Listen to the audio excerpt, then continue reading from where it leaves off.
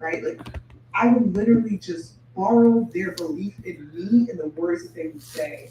And on the ride to Miami to our store, I would just put their headphones on in order to drown out all the negative thoughts because my negative thoughts were so big and so heavy. That's why I spend so much time on IG talking about mindset because it has been the most transformational thing for me. I want And to when take my this mindset down. shifted, the resources appeared. But when my mindset was like crazy and detrimental, it like I couldn't see any opportunities. I couldn't figure anything out. And like that's why I talk about it so much. But anyways, when you go back to all right, so the prolific people. The most prolific people and communicators that you should be studying are stand-up comedians. I will say that again. The most prolific people that you need to be studying to find your voice are stand-up comedians. I don't care who your favorite comedian is, go find them. Watch their stuff over and over again. And so don't watch it as I'm trying to be entertained. Watch it as I'm studying their processes. I'm studying what they have mastered. I'm studying their cadence. I'm Stupid studying their mirror. command of language. Why? Because a speaker, for the most part, if you're speaking on stage or you're pitching, you know what your intention is, right? Like Why your did I get these significant braids this investment doggone is little? Is to the wow question. the person to hire you. It is to wow the customer into a transaction. Oh, this is gonna take That is a forever. high bar, right? I'm not going to like dismiss it and say that those things aren't high bars. But you know what the highest bar is? To get a laugh out of somebody. That's a higher bar than getting someone to spend their money. Is get them to laugh and consistently laugh over and over and over again because our human reaction is to boo somebody, to criticize, to judge, right? Even though you're terrified to get on the stage, we have the audacity to judge the person that's on the stage. And so we literally will hold All on right, to it's the laugh. 3:04. Let's see how many The hours this bar take. is so high for comedians. So high. And Right. so that's why I always tell people study comedians. And you know who told me this? My brother, who is a stand-up comedian. And he's having his moment with his song BBL Drizzy. I'm gonna keep bringing it up because I'm such a proud sister on that. And Okay, but he so was just like he told me to do two things. He said study comedians I ain't even had and these in then that long go for take this hair to acting and be knotted improv like classes. this. And so I started studying This hair comedians. ain't been Richard in but Pryor, Eddie 5 weeks. Murphy. I don't know. Um, I studied Dave Chappelle a lot because Dave Chappelle's storytelling is really prolific if you know what to look for. Yeah. There's something in like speaking and selling that's called like the open loop, right? Where, and I've done that quite a bit, not Oh even no. intentionally, where you'll start a story, you'll veer My onto hair is something mad else, stuck and then you'll come together. back and you'll close the story. Yo.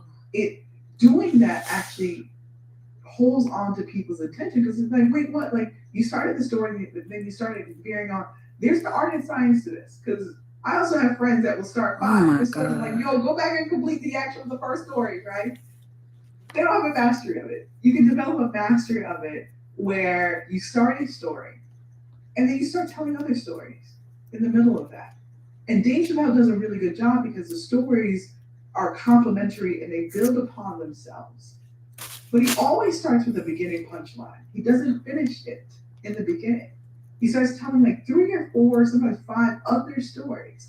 And then if you watch him again, he always comes back at the end and you get the full punchline from the very beginning. It's masterful level stuff. If you go back and look at his finding his voice, commanding language, Mm. from a standpoint of like, let me watch this from a tactical standpoint as opposed to I'm just trying to be entertained. Yes, you could be entertained, but like go back and Why dissect did it I and get these study braids so it. And small? now Somebody now help once you me. listen to his stuff, you're like, oh, that's what Felicia's talking about.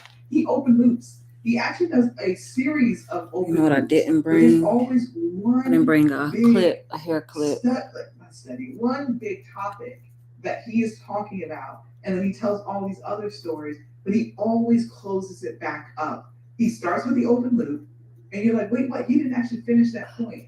He'll go on to three, four, five other points that are stories within themselves, right? and he always closes it back up. Richard Pryor would do something very similar, and maybe that's where Dave Chappelle. I think that's where he talks about him often, like where he learned it from. And then there's comedians that have all these different. They have all these different styles, right? But comedians, the best comedians they are storytellers. They get up on that stage, and sometimes they're very self-deprecating stories, right? Like they're picking on themselves, they're picking on their families. If you look at DL Hughley, oh, let's see that about that fast. DL Hughley. Jeez Louise. I don't know if he does this anymore because I haven't watched any of his things, but he's more of an this is gonna take forever. This is not a good look. Right? I should have went over and let my aunt help me. And I believe it was him. This looked like it's gonna be a 2-day takedown. Literally just be because ain't no way. Anybody in the audience. And I don't know how people still went. I mean, he was hilarious, but I don't know how people still went because Lord, God forbid you got to go to the bathroom. He would just sit there in your seats like, if I get up, he's gonna start ripping on me. But that was his. I don't know how much of the and I imagine right, because professionals study and they practice more than they perform. Professionals practice more than they perform. Kind of going back to number 5, right? And so many of us don't. Finally. That. You look at basketball players. I'm just gonna get them out, and I'll go back and do take the knots out afterward, because this is gonna take a while. How do I get this hair out? The opportunity of feeling like we're starting over. I love starting over on things. It refreshes me in a way that like reinvigorates like this passion, this excitement, this childlike curiosity. Like why do we wrong ourselves in that? Criticism. And I know what that feels like, right? I'm like, I've been working on like a book project, and I was just like, dang, this has to be as good as like this thing, and it is not. Like, we do it. But going back to go and study comedians. Now, anytime you look at comedy, you're like, where's the open loop, right? Or like, where's this and where's that? As a speaker, I have my stories, right, and I have my personal, like the transformation that I provided to people as a result of presenting, but I also like to rip off the audience in like a call and response kind of thing over and over and over again. That is really helpful because you put people at part of the learning process. If you're just speaking at them all the time, oftentimes people will get disengaged, even if it's really amazing information. You gotta make them an active participant in the story and the transformation that you're providing them. And so preachers I see do that quite a bit. You see some rappers do that. Like, I don't know if they're doing it intentionally or it's part of like, this process that I'm talking about. But they'll say something and then they'll turn it on to the audience the same thing.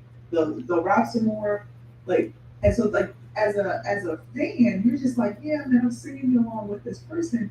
That's actually like an NLP tactic, especially when it's done right. And then when you're speaking, you want to enroll people into the process of what you're wanting them to do, because you start training them to take action. And the first action is a thought that I can do the thing. And then the second part of the action is literally to sing it. Because if I can sing it, then I can believe it. And if I can believe it, I can start putting, like I can embody it. And then if I can embody it, I start putting intention around that. If I can put intention around that, I start to put action. And the action shouldn't wait until after you get off stage. The action should be happening as a part of your presentation. That's why call and response is so powerful. Janae, so, never get these little tiny braids again. I'm only on braid 3 and I'm tired already of the process. I can say the average human being makes 30,000. Medium only. Medium but only. I want them to be active in the transformation that I am getting ready to teach them. And so how many decisions? People start throwing out all these different numbers. Everyone's active. And the people that were doubters in the room or inactive start to get more active or more comfortable being active. Why? Because of social proofing. Oftentimes we don't want to be the first person to do something, even though we want to play, we want to be a part of it, we want to dance at the party, but we're waiting for one other person to start dancing so we don't look like the foolish person. And so like that's literally this is a process. That if you don't enact some sort of call and response, There are people in the room that are waiting on You know the what I edge, didn't bring was and a they clip, need and what you I'm are regretting offering it. and providing. But It's they only a few need feet away, someone but I else to am go not getting up first. because I'm in a comfortable And so if spot. you can start embodying that and pulling that out of them just by changing one thing in your presentation, which is start incorporating call and response. It changes everything. It increases engagement. It increases participation. At the end of your presentation, So you're she gonna get braided like a it down really pretty far. amazing like applause because See, you have been indoctrinated. I don't want to say indoctrinated, but you have been pulling out of them this resistance to being an active participant in their own transformation, right? And so the more that you ask them questions, right? I'm gonna tell you who I did Lisa Nichols Speak to Write Millions training. Ooh, this was, it might have been 10 years ago. I don't know if I had my daughter. Anyways, but I did it a while ago in San Diego. You know, I got there and I was sick as a dog. I didn't even know what I was thinking. When I was in San Diego, I didn't even know if I could fly home and stuff. Like I did the first day, and then the second day, I literally watched the live stream in the hotel that the thing was taking place. But I knew I needed to be in that environment. I got sick when I was there. I wasn't transmitting like the walking, not the walk, the walking. I had walking pneumonia. I didn't know what it was, but I had to go visit a doctor before I got on a plane because I'm like, I don't know what I have, but I feel awful. I don't know why I told you all the story, but that's my experience there. And if you ever watch Lisa Nichols, she does something that is call and response. It's also something else, and I can't remember the terminology for it right now. But she does this thing where she's presenting information and then she'll start saying, like she'll ask a question and essentially it's like, do you agree or not agree? She doesn't give you an opportunity to say you don't agree. Just say yes, yes. And that's the beginning of a 30-minute or 40-minute presentation. By the time you get out of there, you have probably said yes, not just once, yes, yes, every single time, probably 50 times throughout the she presentation. does. And if you take her sales training, she then tells you, you said yes so much. By the time she's selling you something, And you know, you can't say. To say no. Because you have said yes to her in response to the transformation, the stories, so many times. I'll cry. That by the end of the afternoon, if you want to buy a book, you're saying yes. You're not saying yes, you're saying yes, yes. You're gonna buy her training, advanced training, or whatever. You try this saying calm yes. because I'm And so struggling. her call and response is literally to say yes to yourself, and then like pull This out gotta of go you faster than and this. kind of I'm gonna be here all invoke an night. emotion around yes. And then it becomes whether you buy anything or not, it just kind of sticks with you. You Oh go my home and you God, eat this your is dinner, gonna you have be to say, hours. like, yes, yes. I'm probably Right? not gonna So finish this this till like really cool and funny it's 3 now. thing, but it's also done by Being design, conservative, I'm gonna say right? 6. Because by the end of the afternoon, Realistically, it's probably gonna take me to in 8. whatever it is that you feel is the next stage of keeping the momentum or the transformation, you're going to say yes over and over and over again. And I think it's such a powerful thing to watch her do, but it's also like how can you incorporate that into one learning from the best, but then also in your process of how you become a better communicator and then be able to find your voice, right? Like how do you and it's easy, find your own thing. Don't say yes, yes, right? But find your own thing. And there's all these different sayings that so many people have. I remember one of the things that Eli was sharing with us about Tony Robbins. If you're a Tony Robbins fan, y'all know I am because I'm always quoting like the quality of your questions determine the quality of your life, which is a line that I learned from him in Tim Ferriss's book. I'm gonna have to get up. I'm gonna have to get up and get a clip. Ain't no doubt about it. It's a phenomenal book. I think it has like 100 Dang, why didn't I grab a clip when I was up? In almost kind of case study format. It's out in Garrett's book, but Something Titans by Tim Ferriss. Tim Ferriss's book is also good. The 4 Hour Work Week is a phenomenal book. I feel like it's maybe a little bit dated now. I don't know if he's coming out with a new edition of it. Anyways, inside Tim Ferriss's book about the Titans, he is no, I'm sorry, that's not. Stop it, I'm going in a different direction. Eli, who was Tony Robbins' like top seller, says that in this cadence in which Tony Robbins starts his presentations, it actually goes through the whole thing. I think he said Tony Robbins asked about 10 or 20 questions in the first 5 minutes of his presentations. 10 to 20 questions. I can't remember if he said 10 or 20. I feel like it was 20 questions in the first 5 minutes of his presentation. Oh my God. And so you have Lisa Nichols that does yes, yes.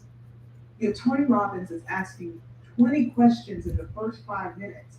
And like when you hear that, you're just like, well, damn. Like, how is that entertaining or transformational? Yeah. By asking questions, you make people right? They participate in the process so that they can Don't get a knot. Don't get a knot. Their personal responsibility and whatever brought Ah, shoot. I got a knot. But is that my hair? Okay, good. Questions, it changes the quality of their life. Where the hell is the hair at? You have to get the answers. And I was just like, did he really? And then I pulled up like a video and I was like, oh my God, he did ask like just question after question after question after question after question. I was like, man, that's good. I never realized that because you can get so ingrained into just like listening to them. And some of them do hypnosis. I've not ventured into that. It sounds a little scary. Shoot. Some of them do NLP and also hypnosis. So sometimes This is that, right? freaking ridiculous. I think it's just fascinating when you understand the principles and the strategies and the tactics around what they're doing. Like once you study those things and then you go back, it's just mind blowing because then you get to better assess it and then you take from it what is helpful for you. And then you leave the rest, right? That's why number 4 is like read and have the input and output. Number 5 is practice and then learn from the best. All right, let me go through this because I went way over the time I planned to. But don't fret because I told y'all my dad dinner plans had actually changed, and so that's what Derek was going to tell me about. And so 5 is embrace your authenticity. Facts. No, I'm sorry, that's number 6. Number 6, embrace your authenticity. Yeah. Someone said I use yes on a daily basis after listening to him. I also like Myron Golden says, are you picking up what I'm putting down? And it is so infectious. And some of these things are they are meant to be infectious because anytime you're doubting yourself or anytime, like sometimes it's quirky, but it's almost like your signature and it's a part of your brand. And so people will leave you and it's like, man, I can't stop saying this, right? I can't, and every time I say this, I think back to that person. And one of the most amazing things that you do when you find your voice is figure out a way to be memorable. Figure out a way to be memorable. One of the most memorable things that I've done is telling that, like, who are you uninterrupted story within that line. When that video went viral, like my inbox was flooded. I think it's done 5 million views between like the 2 times it's been posted on IG and then TikTok and then YouTube. Like, would have never expected it. That video had literally just been sitting in my email, and I finally decided for like 6 months. It had been the whole thing was posted on the organizer's YouTube. It had maybe 100 views, and I sent it to this team that does my reels for me, and they cut it up, and I posted it, and it went crazy. And when I say it was just sitting in my email, I dropped the video. I was like, I don't have time to do anything. And don't not. I told that story so many times, but like being able to tell that and as succinctly as it was edited, it just went crazy, right? And so sometimes we think that we have to have like this thing over here. Still some hair in there, I feel it. In a way that's very digestible for people, right? And so when I teach people communication skills, I'm oftentimes telling them to be very succinct. Hair everywhere already. and then always have something memorable to say. So when you leave there, if they don't remember anything else because people's attention spans are short, they never gonna forget that thing. I remember a friend of mine, Danny, I don't remember what event we were at, and she was talking to somebody, and she said to them right before they left, how do I make sure that this conversation is memorable for you? Like, what? I've never heard anyone say that before. And the person's initial reaction was to start laughing. And I was just like, and I don't even think they knew what to say. They just laughed. And guess what? They never forgot that. I never forgot that, right? And she's like, tell me how I can make this memorable for you. Sometimes just the questions that we ask, without even having This the braid answer, is actually the mad question that small. we ask is memorable within itself. And so, like, who am I uninterrupted? Such a big, bold question that I answer. I change my answer all the time, depending on life, life be life, and all these things. Like, I'm sure you do too. But like, what cool questions can you be asking that are authentic to you? And so when I say embrace authenticity, I mean it in a few different ways. What I just shared about, like, just having like this bucket of questions that you can ask people to help be more memorable or say, be able to talk in sound bites, Jesus. embracing your authenticity in a This way one that's is very easy stuck. to digest for people, but it's true. Where my yourself. other comb go? The other part of that is when you're finding your voice, you're going to make mistakes. And what I can tell you from speaking on a lot of stages with some of the people I've admired my entire life is there's what happens on the stage and Oh there's my what happens in the gosh. back of the green room. And there's what happens in editing as well.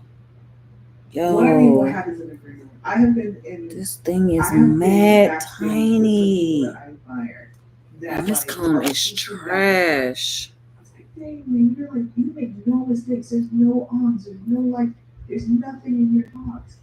And you think they got it all down pat, y'all. No, they don't. They're pacing back and forth. They're sweating like crazy.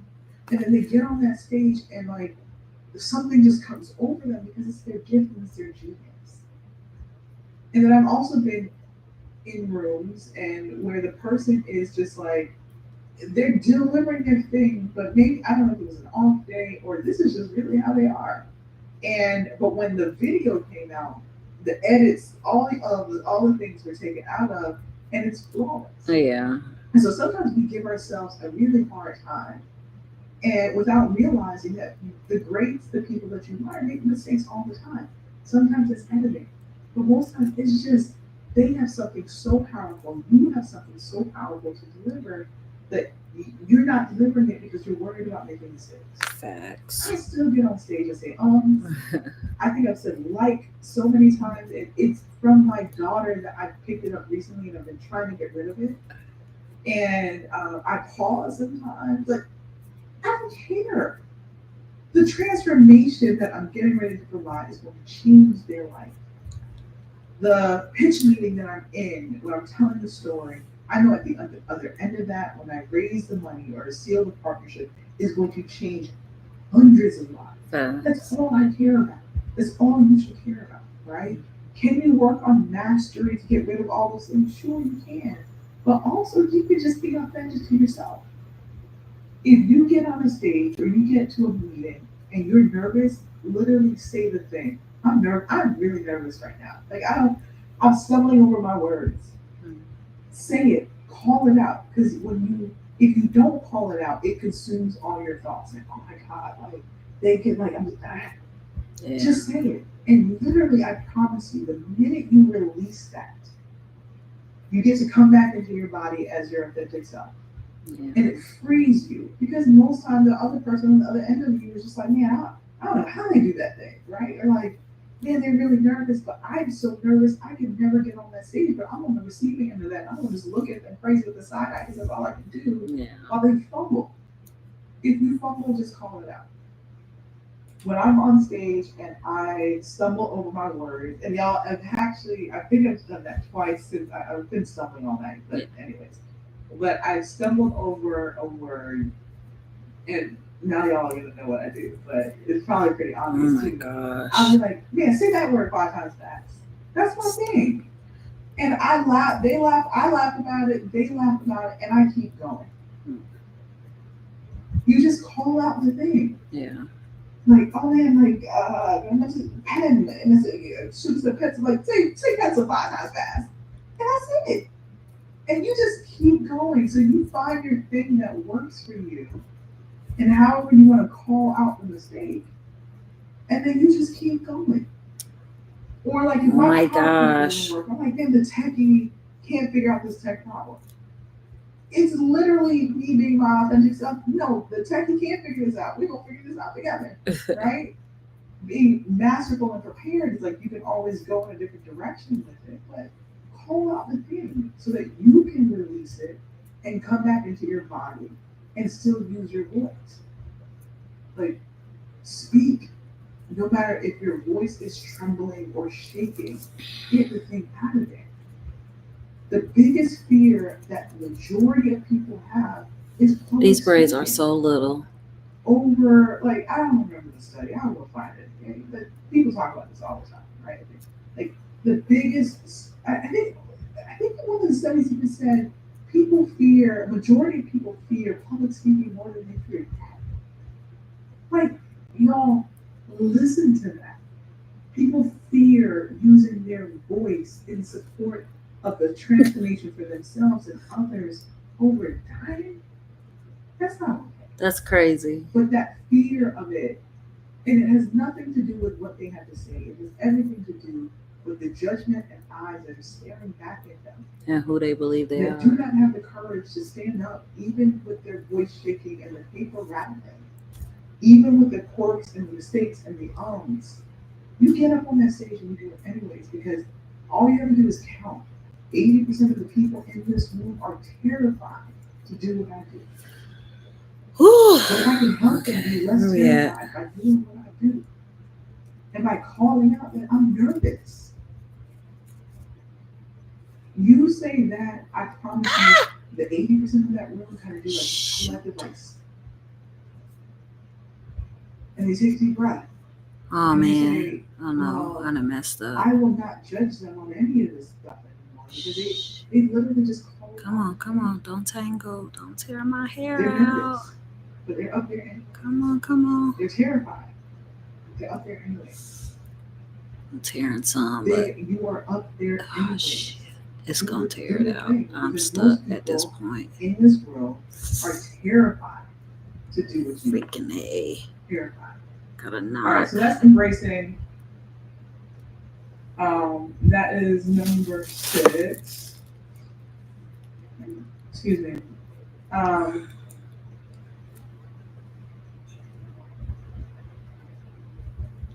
Number 7 is commitment, and it's literally just one word, but it's the hardest thing that most people will do. Oh no. Just And the there's other a few side. different ways that you can look at that, right? Being committed to doing it wrong and awful until you start to see the fruits of your labor. Can I pull this out? Like getting to mastery. I missed something. Can you say it again? Never mind. I ain't asked her nothing. It's messy, but you do it anyways. But you gotta stay committed long enough to be able to see the fruits of your labor to mastery. And so you gotta be committed to using your voice in any and every capacity in which you can. Yeah. And you gotta make that commitment to yourself. I used to be, I don't know if terrified was the right word, but like I couldn't do lives to save my life. Like I'd be like, man, I really want to go live on Instagram. And I know y'all don't believe me on this now, but I promise you, for the longest, I was terrified of doing it. And I don't know what it was. I just felt it in my body. And then I decided to do this like 30-day challenge. I decided to do this 10-day challenge once, like something that I had signed up for. And I think I did it one day and I was like, I hate this. And then I got off and I never did it. And I think like 2 years ago, and maybe 3 years ago now, I self-imposed 30-day challenge to just go live every single day for 30 days. Y'all, I've been speaking for 20 years. Tell me why I was terrified of going live. I could not figure it out. could not figure it out. I know what it is now. I could not figure it out. But I committed to 30 days of being uncomfortable as all get out, but getting on here anyways. Of only seeing one person on here. And then there were moments where that person got the heck off the live, right? And that's the part that's terrifying for most people. Is what if nobody shows up on the live because it shows the number? Who I promise cares? you, if Instagram got rid of the viewership numbers of who was joining me live, more people would do it. I don't care about the number of people that are joining me. I care about the replay. Who's going to watch it when it's convenient for them? I care about it because it's a release for me. Sometimes it's speaking practice for me. I'm going to be very honest. I'm like, I got to speak tomorrow. I need to just and I haven't spoken in 2 weeks or I'm presenting in 2 weeks. I need to just exercise the mental muscle and then just get my vocals back. Sometimes that's what I'm doing. But I'm going to share and I'm going to teach in that process. But sometimes I just need to do that just to get acclimated, my mind and my body, just processing it so I can go on stage and do what I need to do. Sometimes it's that. A lot of times it's like mental therapy in a way for me because I'm sharing and I'm thinking through this thought that I have or this thing that I came across and I want to just talk through it with some people and I don't have my team's fully remote. We all live in different cities. I don't have anyone to chat with back and forth throughout the day other than Zooms and phone calls, right? And so sometimes it's that. But I love to teach. Teaching is part of my zone of genius as a solution-driven communicator. So for the most part, it's that. And then lastly, it's content creation. Because will do a live, and then I will send a link to my team that does reels. They'll take that live, they'll cut it up into 10, 45-second to 60-minute reels, and then we drip that throughout the month. They do it for my lives, they do it for my speaking. And that's how we create content.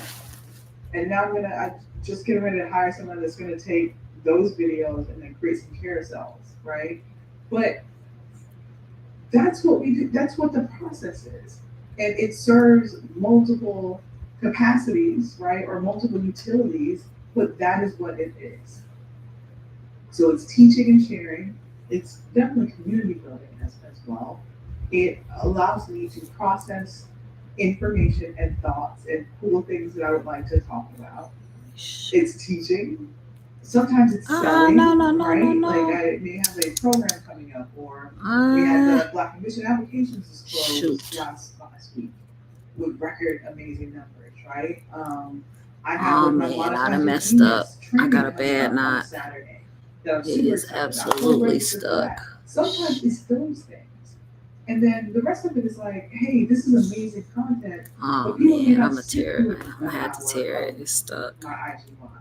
But they'll quickly grasp the concept. Let me just cut it. 45 seconds or 30 seconds or 60 seconds. So let's put this in small, digestible components. And if they love the 60 seconds, they'll go and watch the 60 minutes, right? Still hair in it? Oh my God. You do full master classes. Yeah, still hair in there. You need to put that behind a paywall or put it on YouTube, all those things. I'm I love this domain. But let me tell you why I realized why lives were terrifying to me.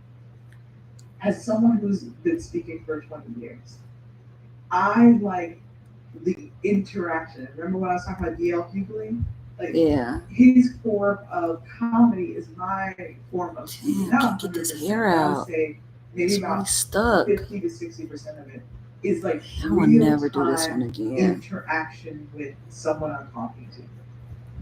And it took me a really long time to realize that's the thing that felt so weird to me about live, is that not only did I not see who I'm talking to, I can't interact with them in real time. I don't see emotions in real time. I don't see reactions in real time. There's not this real human component to it. There's that. And so sometimes you gotta find your domain using your voice that fits to how you best perform. Went the wrong way. And so that is the thing that I had to overcome. Now I love doing this, right? And because I can interact with there we go. That's about half. It's still not 100%. Okay, that's what we're gonna do. We're gonna put half up. But I've become much more comfortable with that. I'll put this half up. Right? And so I think going back to kind of naming your fear, which was what, number 2, I had to realize that was the fear of talking to nobody. And it wasn't so much like the viewership, it was just like, I don't have anybody to really Talk talk to. to. And so this feels very one-sided for me. Yeah. This is very hard for me to develop a new kind of muscle around this. That is now something that I'm quite comfortable with. Okay. But I Now, promise you, you can't even go back open 3 this years. side. It might even be 2 years where I would do lives consistently because it's someone said, who said that, the radio silence. That is what used to terrify me. Mustafa hosting a radio show, no audio, no. Listen, I am still there. Dr. Jill, hey, the in-person human experience and the risk. Something interesting that came out of the pandemic, right? For a lot of See, I don't know how long my hair is in the front, so that would like do the speaker circuit, the conferences, hope all for of the that best. stuff, is a lot of them, the greats, a lot of the like top of the line who are charging $60, $70, $100,000, $200,000 to speak for 30 minutes. Yes, that's real money in that industry. Struggles during the pandemic.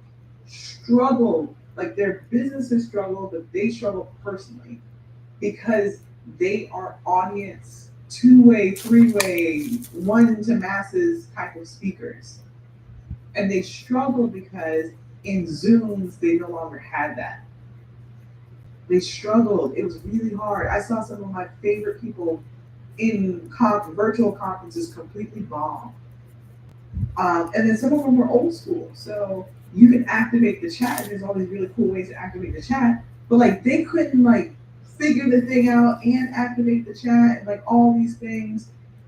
It was a real struggle for some of the people that are absolute greats that charge 6 figures to speak.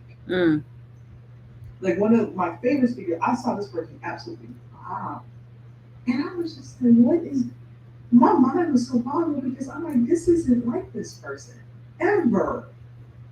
And it was that, right?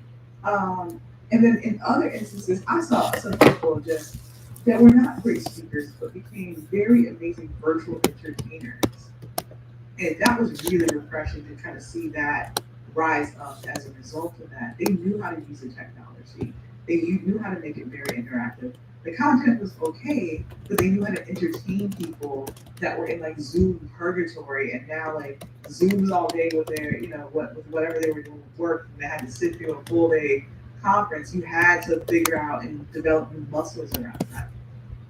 Anyways, let's see. I need to figure out how to get the back and forth when speaking. It's enrolling the audience and it's asking them questions.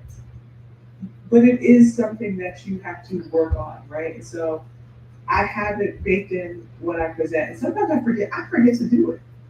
And then I get off stage, it's like, dang, I didn't do the call and response in certain areas where I usually do the call and response. So it's something that you have to the only way to get good at speaking is to speak. You can study communication your entire life and know all the principles and the strategies, but if you don't get out and exercise that muscle, you will not become prolific at it. You cannot study your way to this without actually applying it. Correct me if I'm wrong, right? Because there's really smart people out here. Correct me if I'm wrong. I don't know how you become a better speaker without speaking. You literally have to do the thing. And you have to be committed to it long enough and suck at it long enough before it starts getting good for you.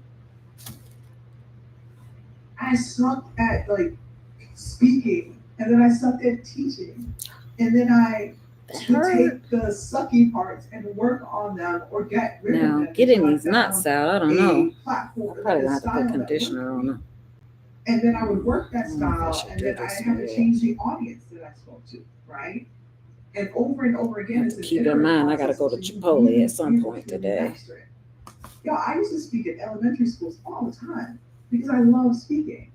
And then I would do this Jack Canfield exercise of like waving money in the air and asking who wants $10 And these kids would knock me on the floor, my glasses would be all over the place. And they didn't get the point. The point of that was about, we talked about opportunities, they were, making money. There was an opportunity for you to get $20 richer. And it's so transformational real time. And I'm like, how many times do I have to ask in this room who wants $20 before someone finally gets up and gets the money? And then when someone finally gets up in the money and gets the money and takes it out of my hand, then the whole collective room has the same transformation at the same time. They're like, oh man, like I should have got that money or I should have got up. And like it's the real life manifestation of you said that you want something. We all collectively agreed on what the definition of opportunity was. Then there's an opportunity for you to get $20 richer. Sometimes I would do it with $100. It just depends on the option. And it depends on my speaker fee, right? And then the younger the group was, the faster they got up to get the money. The older the group was, the longer it took them. Some of the older groups, like corporations or professionals, I was saying this 8, 9, 10 times. And when that person finally gets up and gets money, it clicks. And then once it clicked for them, then everyone's just like, oh man, like if you do it again. And then I do it again. And I actually do the exercise halfway because I don't try to end up on the floor anymore. But I do the exercise halfway. And then people are literally on the edge of their seat ready to get it. Why? Because they immediately understood that like if they want something, the thought process of it's not for me, she's just kidding, or if someone in the room is gonna laugh at me if I get up and go be audacious. So I'm gonna sit in my seat. And negative thoughts are so heavy that they will weigh you down and you will miss opportunities time and time again that you raise your hand for. The other part of that in the very beginning is I first ask people to raise their hand. And then every time I ask a question, they keep raising their hands higher, higher, and higher. And I tell them that. And then what I really need you to do is not keep going this way, I need you to go this way. I need you to go forward to the front of the room and take the thing that you say that you woke up in the morning wishing you had more of. Y'all, it is what I need to incorporate it back into what I do more. But it's one of the most fun exercises that I do that people literally, like, it's the most, like, the entire group, no matter if it's 20 people or like 10,000 people, the collective, like, light bulb that goes off in that moment is so fun to watch. And it's kind of been like a social experiment to see how quickly or how long it takes, depending on the age group, depending on the profession, whether they get up and not. And it has nothing to do with a want or a need, because we all have wants, we all have needs, we all have aspirations. It has everything to do with the courage to be embarrassed, the courage to not be laughed at, and the courage to go against groupthink. And if you can break through all of that, it's always the very first people that get up, and they are forever changed. But by them getting up to do the exercise, everybody else in the room is also forever changed.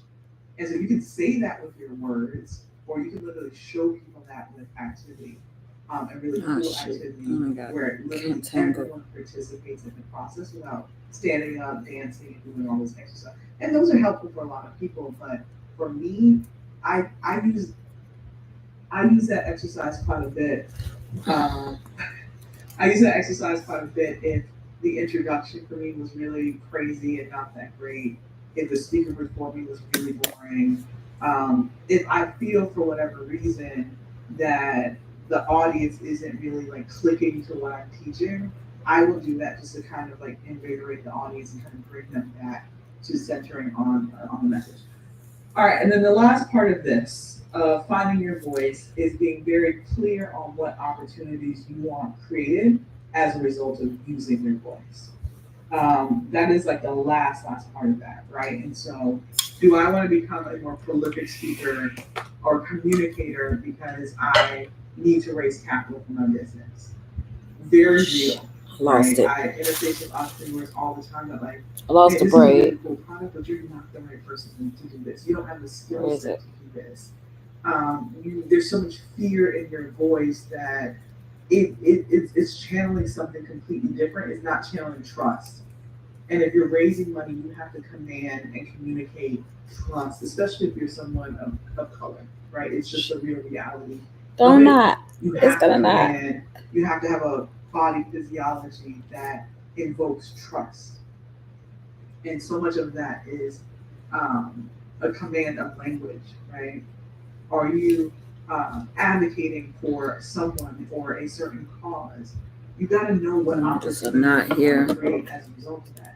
Are you trying to become a better communicator because you're trying to give yourself a raise or build wealth with speaking? Listen to some of the fees I charted off about some of the most prolific people that we listen to. I'm like, what are you charging? What? But it's really real because, especially if you can provide a transformation for people.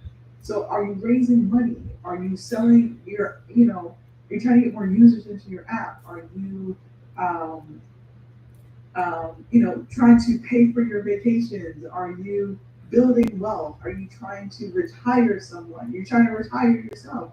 You got to know what getting a better command of language looks like and feels like for you. Mm.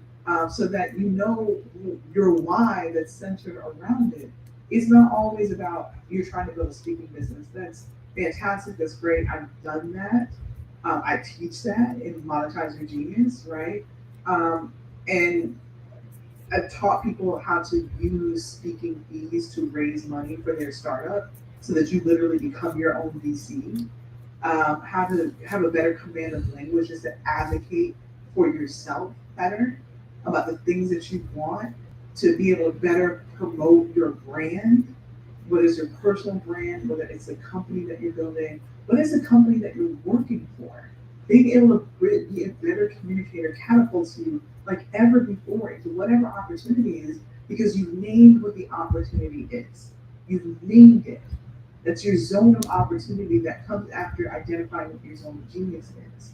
And then teaching yourself then, like, how do I want to either monetize this genius or tap into my zones of impact and opportunity as a result of finding my voice? And then what do you want finding your voice to do for you?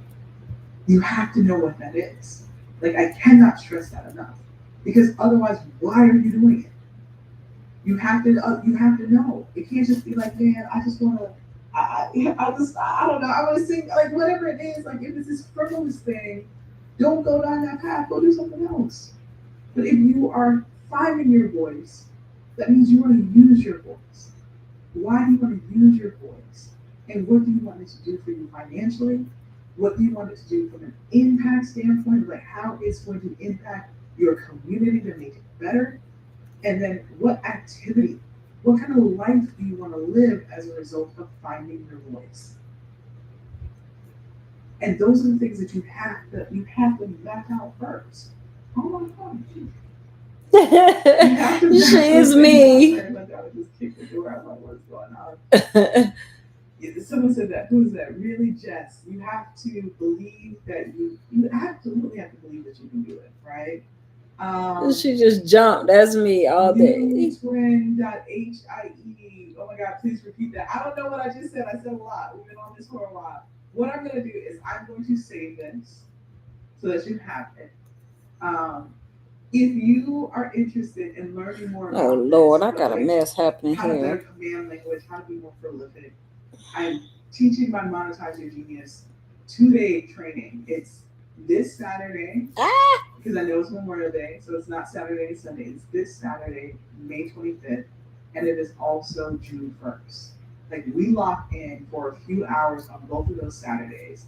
It's really a week-long program because you get into the Facebook group, we're cheering each other on. There's homework that's a part of it, and you get like a ton of resources. You get my training that I've done on like how to raise money and get sponsorships from corporate partners, because there's an art and a science to that. How to become a more prolific speaker. You get all of that as well. So I love teaching this class, right? I don't even have time to teach the class, but I try and do it once a quarter because I love teaching it, and what I've seen, results that have happened for those that have been in it, that just learn how to command their voice, get up more stages, raise more capital, advocate for themselves, give themselves a raise, pay for really amazing vacations, because if you get into the speaking business in a really cool way, I think it's one of the most luxurious side hustles ever. And you get to build a powerful network, because then you now have a platform and you're in the green room with some of the coolest, dopest, most successful people ever. Like, I can go on a long list of how cool that stuff is. But more than anything, I want more good people to be making more good money and advocating for good in this crazy world that we're in. And it requires capital. It requires people that can use their voice to advocate and influence and empower people to make the best decisions for this world that we're in and for our kids and our grandkids. Like, I want all of that. And I realized and I learned a lot of the lessons that I teach. There's some really hard lessons that I have learned building this career and building my voice and building this speaking platform. Above anything, that's why I like to teach this more than anything, right? And then for those that are building platforms that are raising money or trying to raise their rates, we go through number psychology as well. And I show you how to build your genius income blueprint. Because that thing, listen, when you have that, you literally have a plan. So it's this Saturday, and then it's next Saturday. So we start this Saturday, then you have a week of implementation, and then we finish up the class on June 1st, right? And so for those that are interested, the registration's open. Go to the link in my bio. There's two options.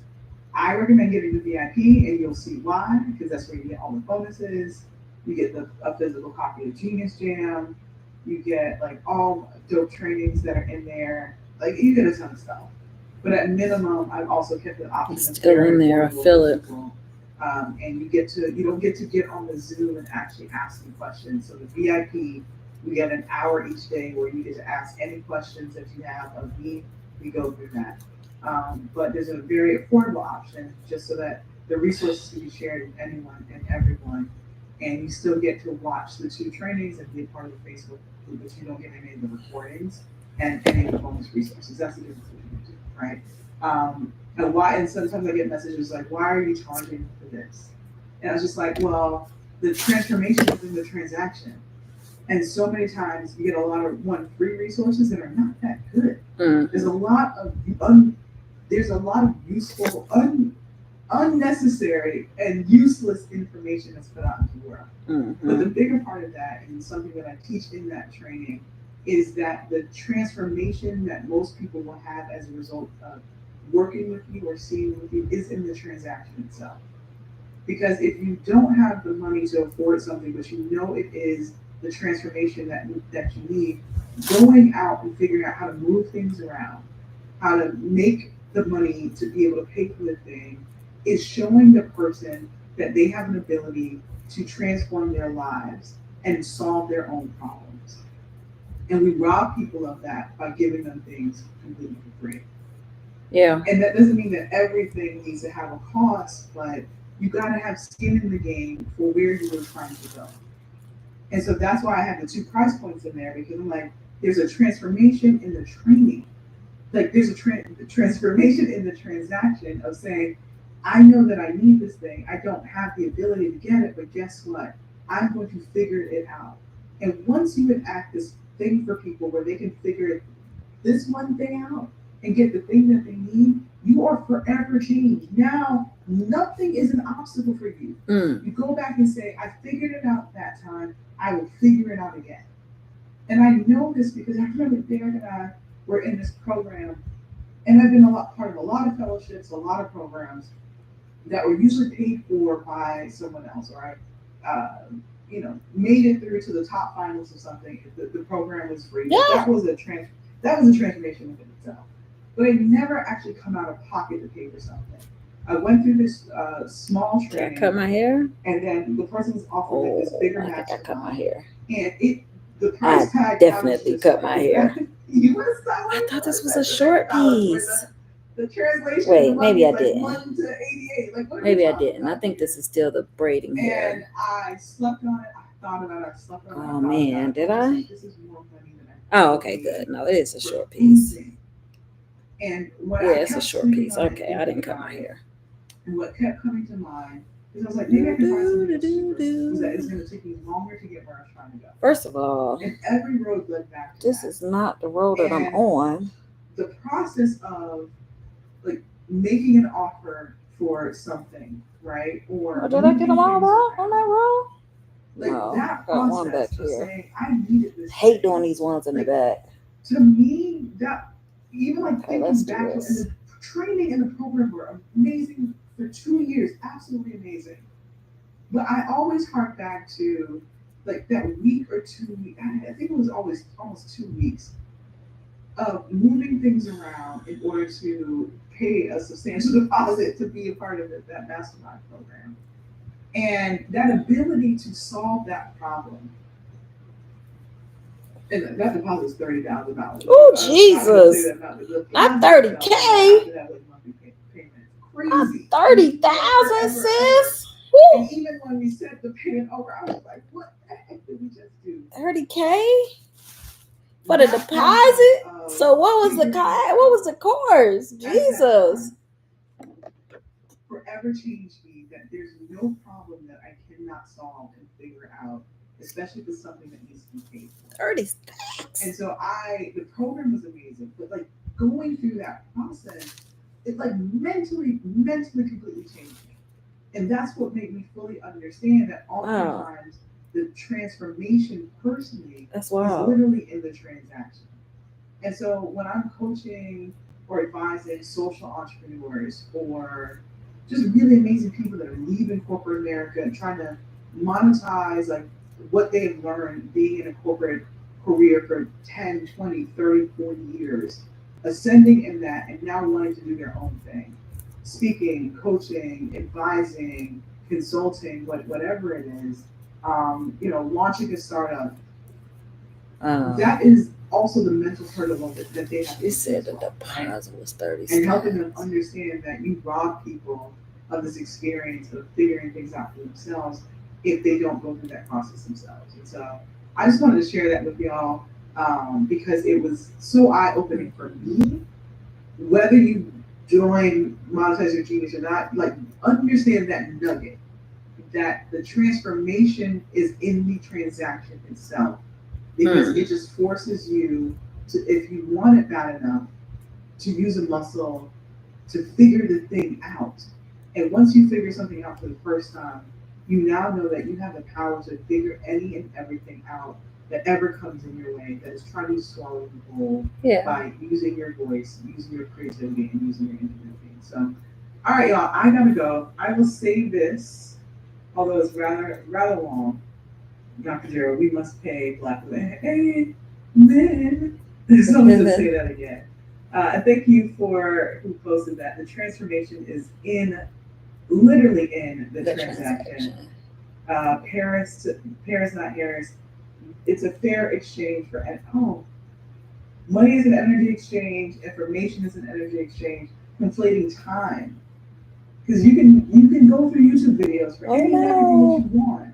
But the time that it takes to get there is much longer, and time is a commodity that none of us get back. It's the most expensive thing that you have, right? And so to be able to get to a thing much faster is power within itself. It's the absolute power to be able to get that time back by getting and knowing exactly what you need and exactly what to ask for and whatever thing that you're doing. So I hope that I see some of you this Saturday and all of next week in the Facebook group, and we have 2 days. Oh my gosh, this hair is a nightmare. And then also June 1st. And those that sign up for VIP, I'm gonna take a break. I've been at it for an hour. We got a busy Memorial Day weekend. I need a potty break, and I need to get my next juice. And then you have that for an extended period of time if you join the VIP. So this is ridiculous. I'm not even a quarter of the way. Not even a quarter of the way and through this hair in an hour. So that's why I got to stay on here with a little bit more of an extended time. An hour. I've been at it an hour. This is ridiculous. Soon, and then, well, maybe. No, I ain't a quarter of the way. I'm going to go get some clips, take a potty break, and get some juice. That's what I'm going to do. All right, I'm getting ready to do live on IG, but I also wanted to share this for YouTube. And so I got littles the other day, and I want to talk about it, right? Because I think I've heard it come up. How do I get this in a out? lot Is that of my hair? conversations with people. No, that can't be. Say it, and like, you gotta That's have my hair? audacity to say that to Okay. someone, right? So we're gonna talk about it a little bit. We're gonna go a little deeper. That's good news, and that's also bad news, because that means I'm gonna have to take these braids all the way down. Okay, we're taking a break. We are going to get some hair clips, use a potty, and get some juice. And so, So, you know, if someone comes to you, like, how's your little business doing? Or how's your little project? not your little business and not your little project. Relationship doing? Like, have you ever? I wish you would. It is one of the most fascinating. I'm gonna take a quick break. And I got a potty, it happened to me. and I gotta get some juice, and I need some hair clips because this is ridiculous. Be back in a sec. But it's just like, how does it enter your vocabulary? And how do you have the audacity to ask someone something, right? Checking in, but like purpose it in like little. And I think I've been in like Facebook groups where people have talked about it and definitely felt some kind of way about it. And then usually they frame it in the like, well, this person has not done X, Y, and Z. Like, how do they have the gall to even say, like, how's my little thing doing? Oh, yes, all the time. Ooh, listen, that thing irks me to the 9th degree, 10th degree, 11th degree, right? One, for so many different reasons. One, because it's like audacity at an all-time high. Two, it's such unnecessary language to even have in your vocabulary when you are in conversation with somebody else. And, you know, not to be messy, but 9 times out of 10, when I've heard it said to other people, when it was said to me, I'm just like, we are not even on the same level. And that is not even on some ego stuff. It's just a reality, right? And I think oftentimes, and I'm gonna dig into this, right? But oftentimes, the people that I hear say it are never where they need to be or want to be. But for some reason, they can say, like, how's your little thing going? And so when we think about, like, people taking audacious steps, right, to start a business, start a project, start a family, start an initiative, write a book, build a pot, like, whatever it is that you did to start is so big, whether it's one customer or a million customer, whether it's one person you saved or a million families you saved, even that one is a step bigger and bolder than most people will ever do in their freaking lifetime. And so to say anything that anyone is doing that is little is such a jerk. I'm trying not to curse, right? It's disrespectful. It is highly disrespectful. And I've had to check people around me, people that I love, that have said that. I've heard them say it to people. I'm like, why did you say little when you were talking about that person's like business or their dream? Like, what about it was little? There's nothing about any of us that is little. Do you understand? It takes 1,024 ancestral lines for us to live, for you, me, you, everyone, to live on this earth. 1,024 ancestral lines. I had to look it up because I had to be certain, right? And then even let's even go deeper than that. Because I found my stat. Where did I find the stat? Okay, right?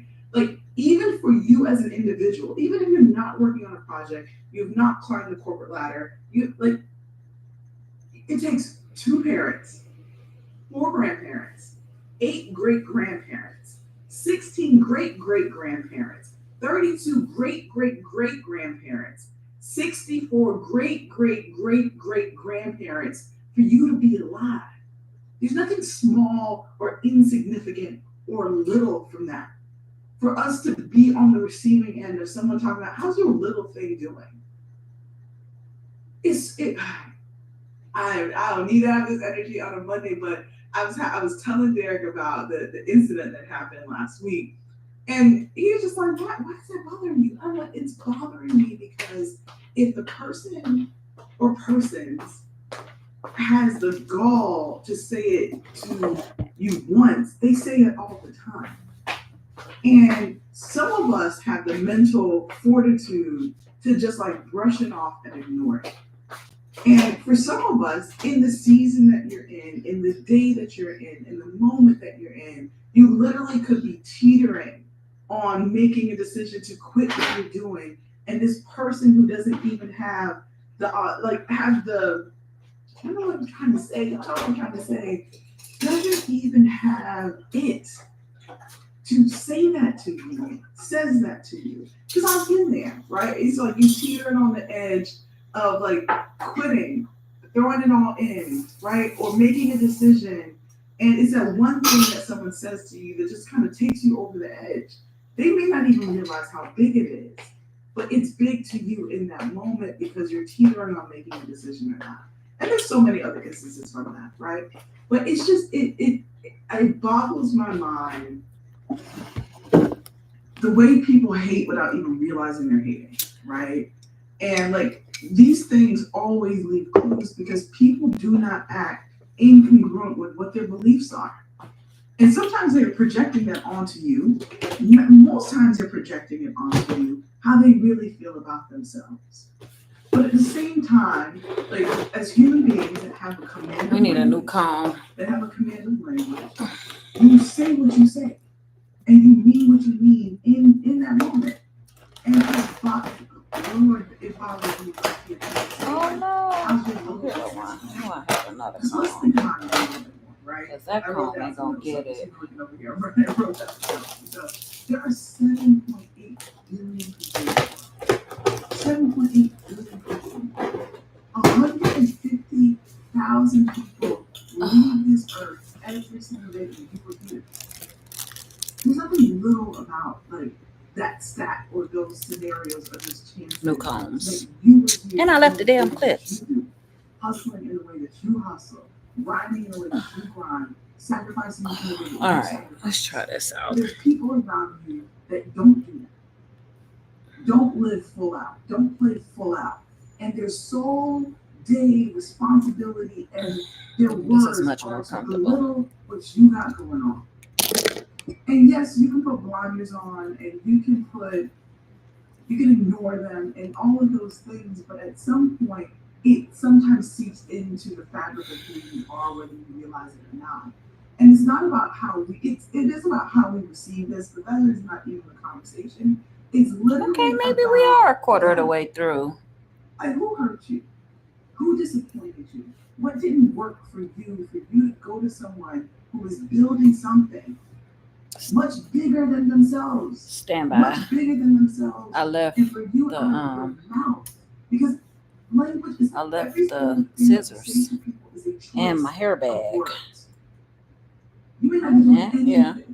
Put the scissors and the hair bag behind the computer.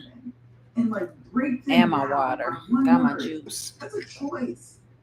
Cucumber, kiwi. There are 33 million businesses. Honeydew melon. In the United States. 33 million. Let me get my scissors and my phone. 334 million people. Okay. I gotta call my mom. 334 million people in the United States. There are 33 million businesses. That's a large gap of people. There's a lot of hair for me not to be even halfway through. I'm not doing anything. Please forgive me. That's not what I meant to say. That did not. I can tell. Bet the house. Step out on faith. Just cut it here. Cash in on their 401k. Build a thing. Every late night, every early morning. That get up and do something. That like their whole educational system, at least for the first 12 years, had literally trained them not to do the thing, and they've gone against all of that. They've gone against what their friends and family have said. They've gone against the security of a 9-to-5 job. Am I losing my mind? I brought 2 combs out. Where the other? To start an organization, to start a movement, to start anything. And you have the nerve to ask them how's their little thing doing? Facts. That's insane. Yeah. That's absolutely. I wish you absolutely would. insane. There's How's your nothing little minor thing? about what you're doing. There's Yeah. nothing minor about the decision that you made, not only that day, but the decision that you make every single day to stay committed to your dreams, Right. committed to building a legacy, committed to changing things, committed to helping people eat healthier, committed to helping people celebrate, committed to building the new technology. Like, there's Stand by. nothing minor about your commitment to the thing that you started, to the thing that you built. What is minor is the people around you that do not see your vision. Cannot see your vision. Cannot do what you are doing, but the only thing they can do is simplify, minimize who you are and your decisions every single day to build a thing. That's what's minor. That's what's of low significance. Like having the audacity to say that, to somebody. And it's someone said it's discouraging, and sometimes it's debilitating. And it's This one is too small. I do not want to come out. Not everybody celebrates what you do. I understand that more than everyone. Not everyone celebrates what I do. I don't care. Right. But there are moments in which it seeps in when people say stuff like that. How's your little business doing? How's your little project doing? How's your little this? Ain't nothing little over here. And when the person said it to me, I laughed. I was like, little. Like, that was such an interesting choice of words. Why did you say that? Oh, that's not what I meant. No, that's what you meant. You meant that. Why? By the time we become adults, we don't mix words. We say it. You mean what you say, stand by it. What are you comparing that to? Because you cannot be like, come on. And you don't have all the time in the day to check people on it. It's not the best use of your time and energy, but I'm baffled on where it comes from. There's nothing insignificant about stepping out on faith and following your dream. Like the mustard seed at the end of the day, right? Having faith of a mustard seed, even that thing isn't little because so many people do not have the faith of a mustard seed, as small as it is, but do not have the vision of how far and big it can go and grow. And the only thing that they can do is be like, how's your little thing doing? Like, don't even ask. If you're gonna minimize the thing that I'm building or anyone else is building, and you ain't building nothing of your own, like, do not even ask. Don't ask. Yeah, who said it? Simone, lack mindset is so real. And it's so blinding. And it likes company. It likes company. It loves company. It feeds off of company. Who else can I bring along in my life journey? It's disgusting. It's a disease. And it feeds on the host. It feeds on the host in a way that they've got to bring along other people. They've got to pull other people down. It's disgusting. And we've all, whether it's been said to us personally, it's been said maybe about you in rooms or conversations that you've never been in. And it's, even when people say, like, I hate the term minority. I have to check my team on it all the time. Like, ain't nothing minor about us. Beautiful people of color are the global majority. Come on. Global majority. Ain't nothing Come on.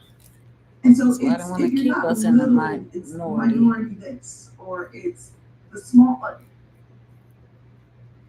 You have such an incredible journey. Is that a nut in my hair or not in the fake hair? Because the odds in the are fake hair. Many times we're not even supposed to be here. We're not even supposed to be here. And so many people have like the audacity and giving themselves the authority to tell you what you're not supposed to do. And to tell you what you're not supposed to be. And try and frame and reframe who you are and the things that you do and the daring things things that you do every single day. It's insane.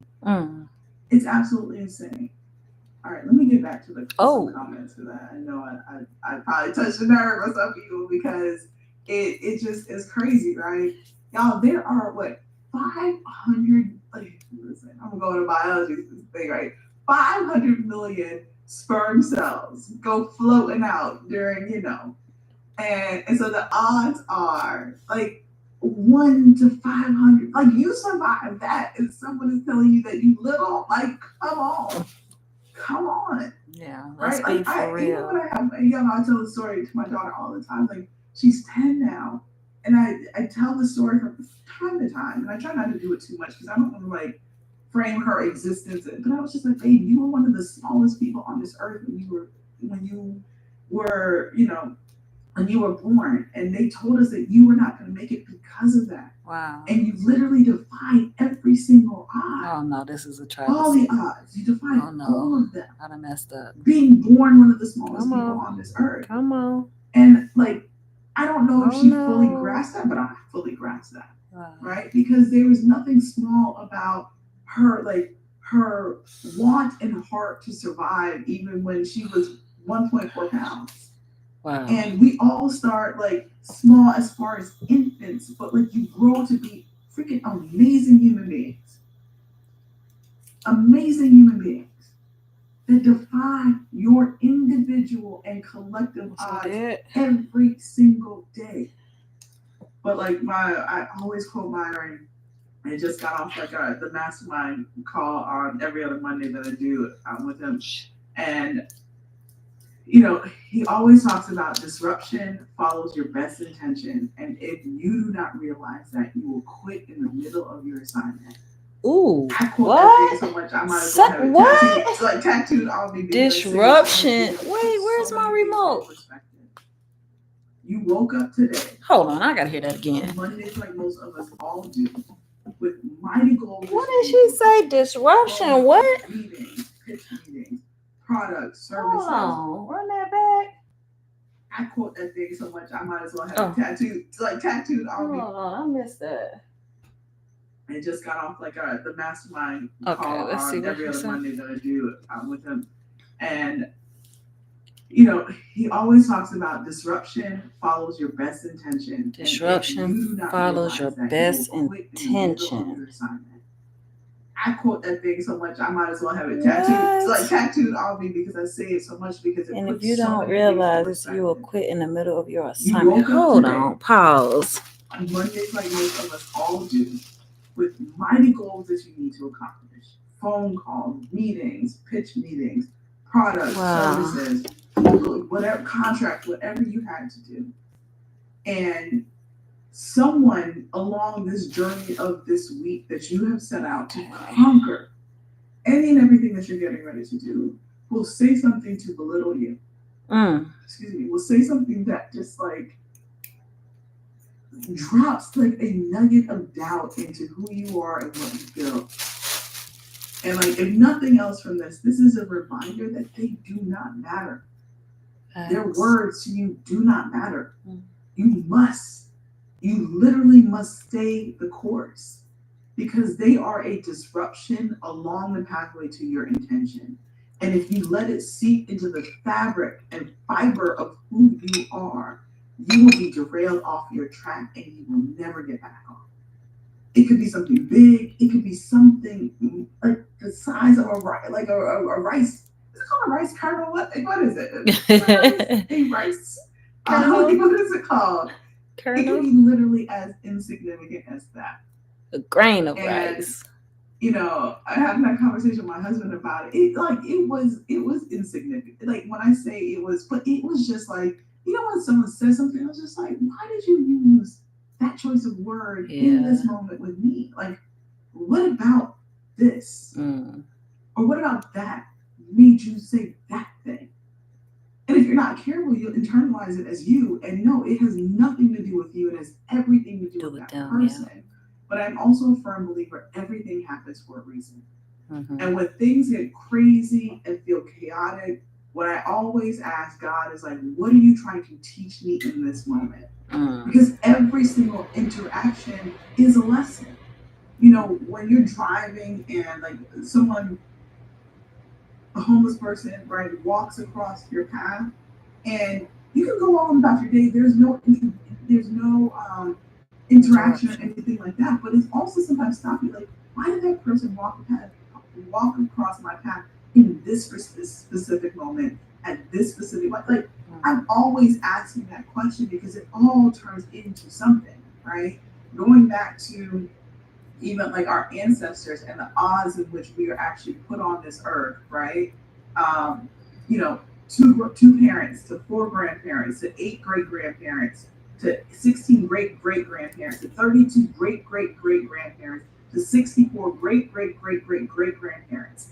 There are 1,024 ancestral lines that had to come together for you to be here. There's nothing small and significant about you. But anything that changed along that journey, along any of their lives, you may not be here as a result of that. So things had to come together so perfectly and so intricate and intertwined for you to be here.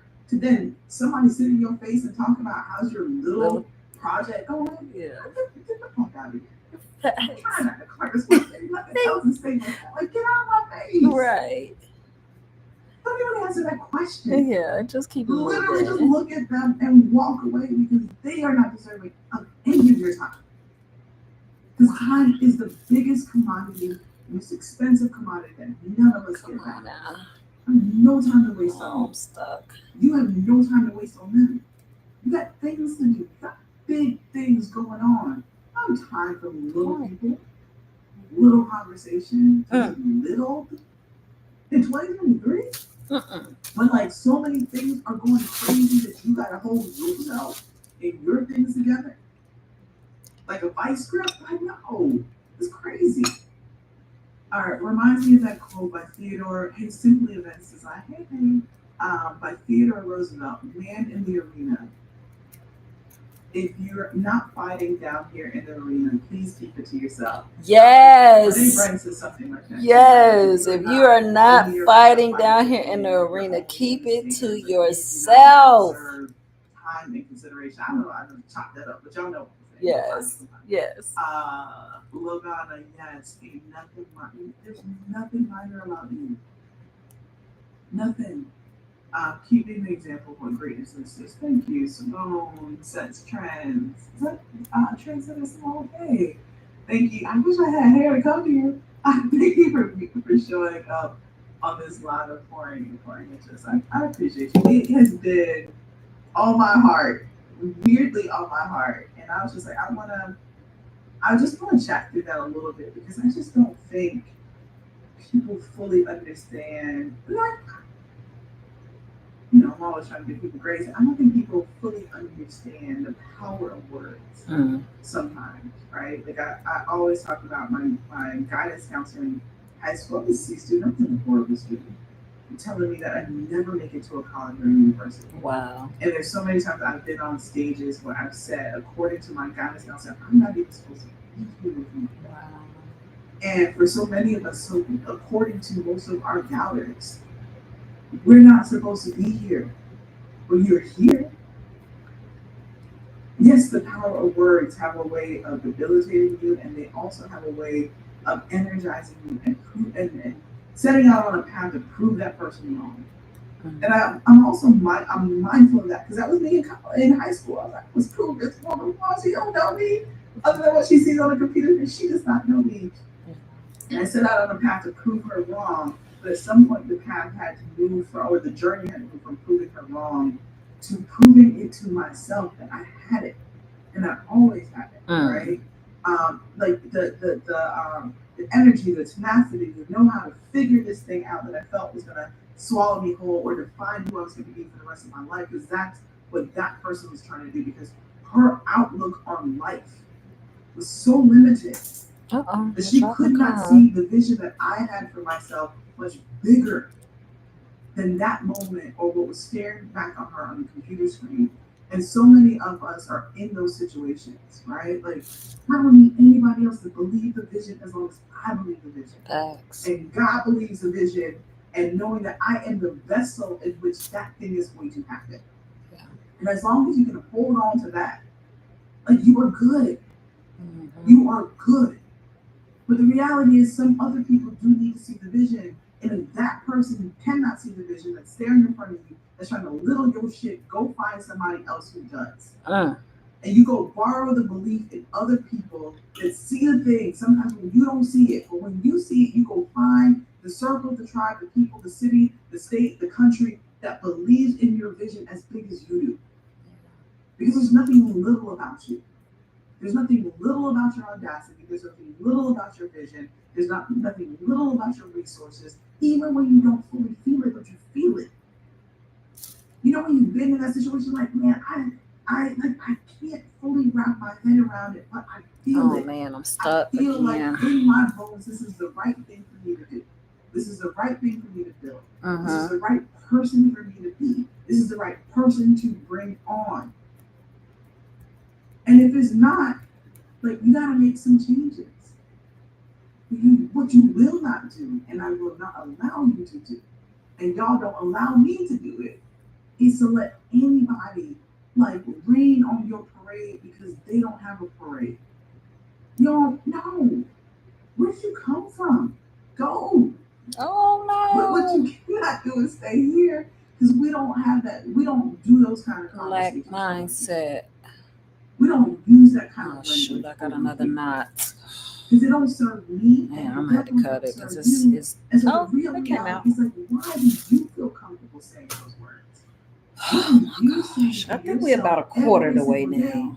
I hope I'm about a quarter of the way now. And can you imagine The back is the hardest part anyway for me because I can't see. like the negative, toxic, depressing, Deprecating, like self-deprecating conversations that they have with themselves every single day. No, we don't check on me. Like, let's check on you. Because there has to be something in you that is so red, that is so negative, that you can say that to somebody full stop. Dead ass. What is going on with you? What do you need to actualize your dreams so that you realize there is nothing little about the people that are in front of you doing what they do?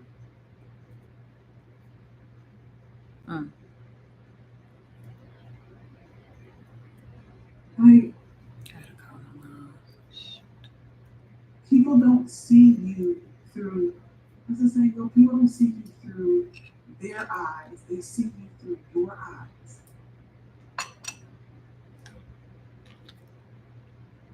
So what are you, like, in that instance, and when people say, they say, that says nothing about you. It says everything about them. It says everything about them. What made you feel so small, so insignificant in the pathway that you created 500 million sperms? That you have to swim that swim to implant, and then even, what does the science say, like 200 still get implanted, and you got to survive the one, like you're the one. And so what happened to you? What interrupted you to the point where you say, I am going to spend the rest of my days, small conversations and big conversations, interrupting other people? Come on, man. None of that is okay. None of that is okay. And of course, on the receiving end, you got all the choice in the world to walk the heck away from that conversation. But none of that is okay. Is it tenderoni? Thank goodness no one has done that to me, because my face alone.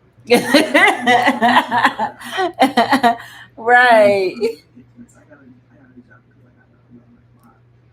But I wanted to. No, I got. She said my face alone would let them. We're not.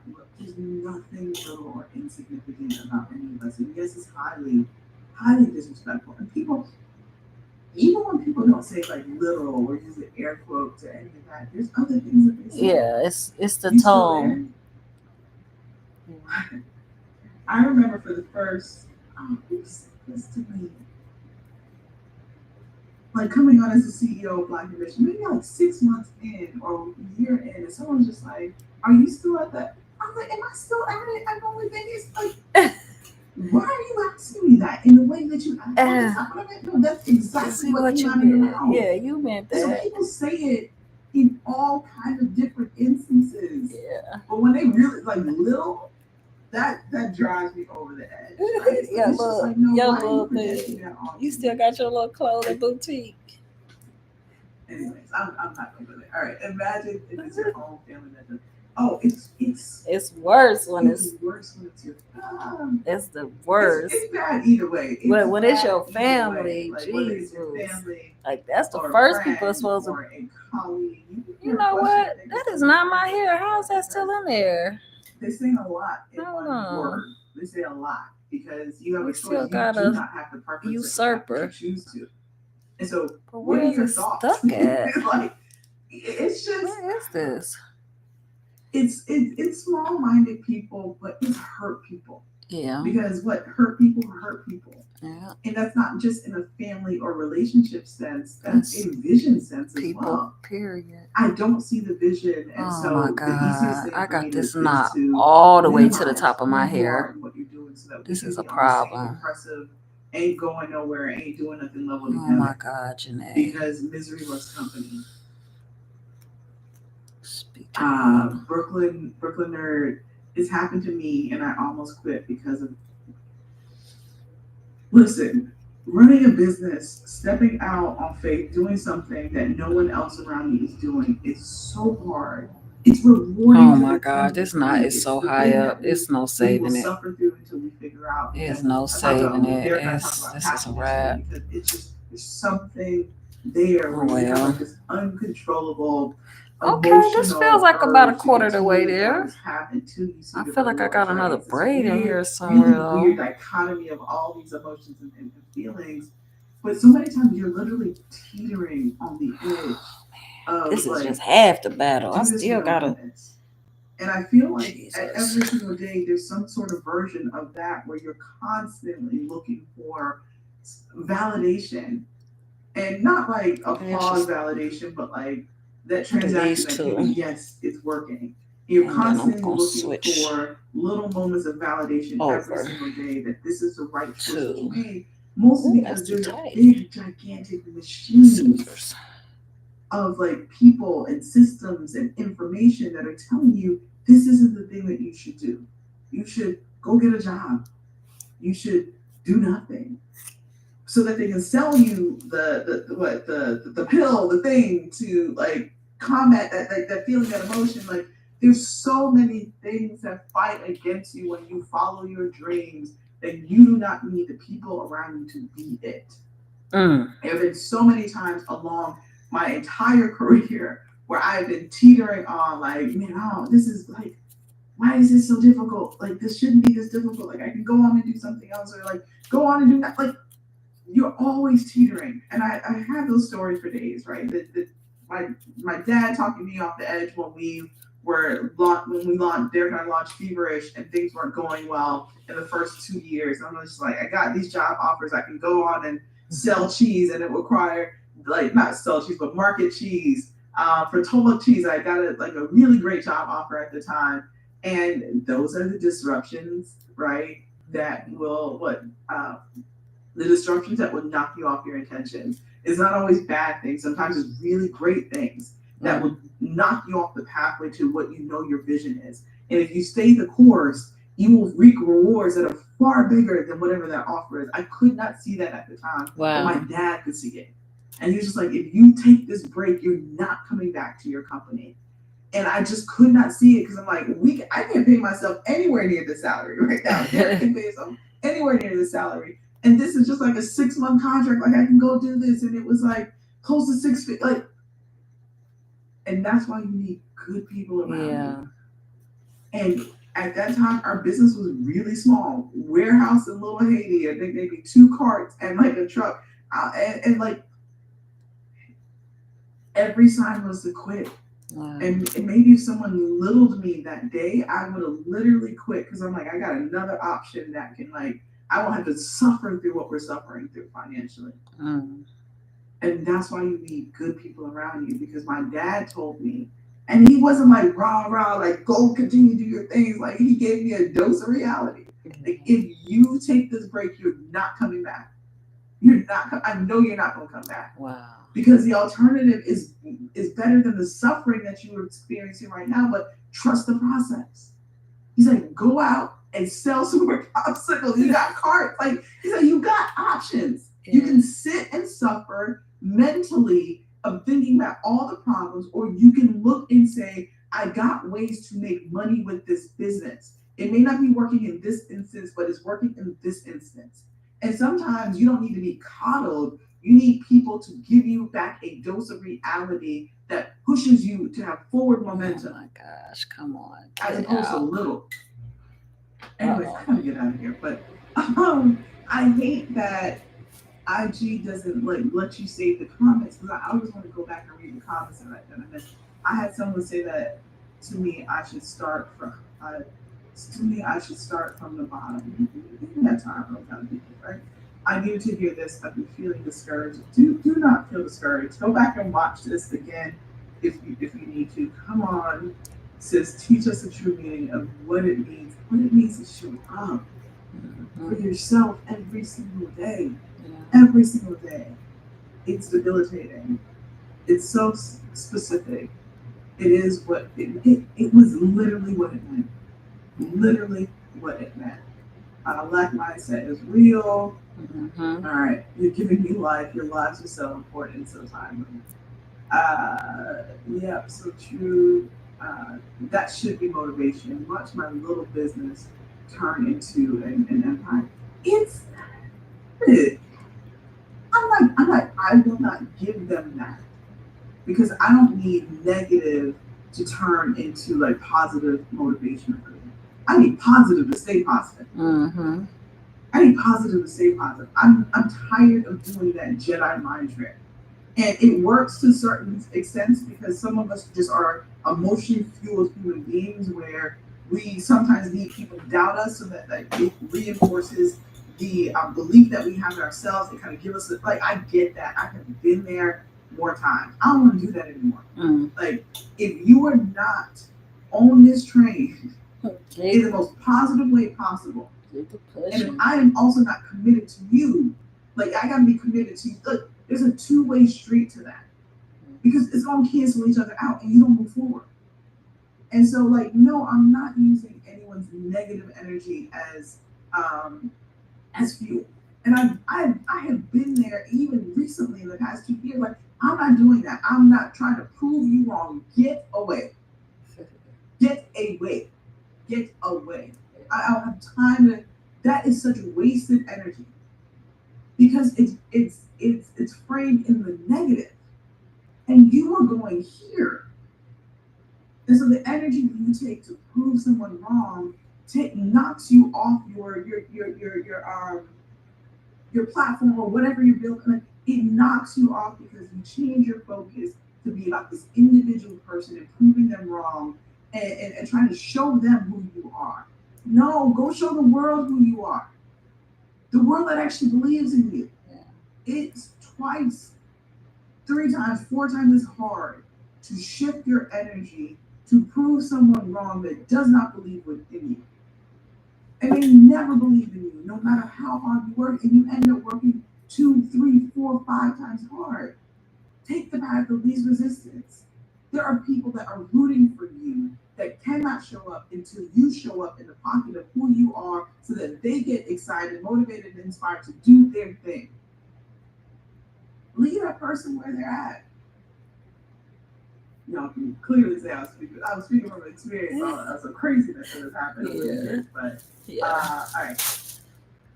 Okay. I'm gonna switch to the next. I don't want to switch. Right? And we're gonna be on I'm gonna switch to the next side, because my arms get tired. Because we don't have.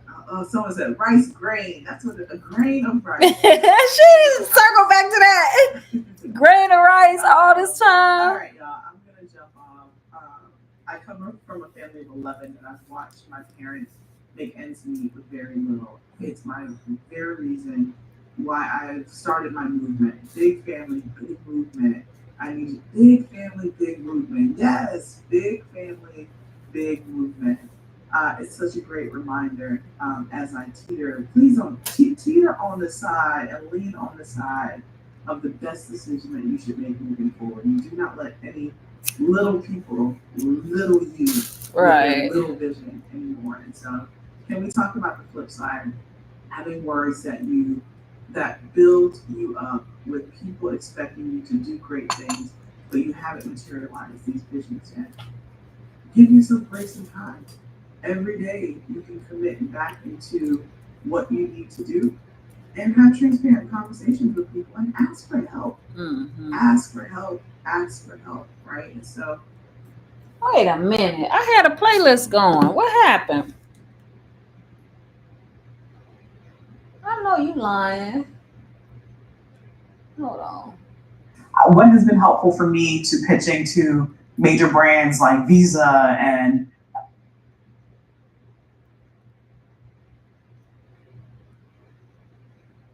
all right, I'm getting ready to go live on IG, but I also wanted to share this for YouTube. And so I got little the other day, and I want to talk about it, right? Because I think I've heard it come up in a lot of conversations with people. I've heard people say it. And like, you gotta have a lot of audacity to say that to someone, right? So we're gonna talk about it a little bit. We're gonna go a little deep about.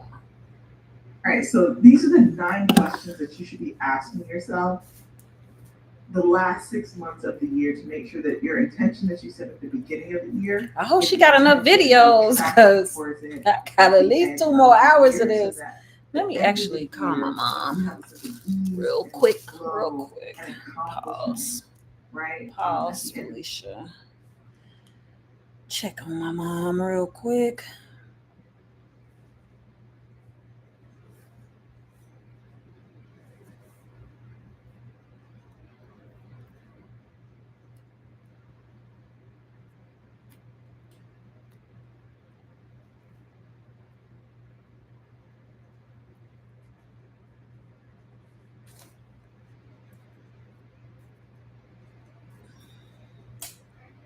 Hey, what you up to?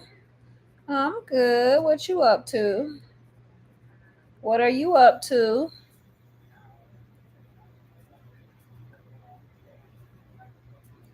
What you getting at Sam's?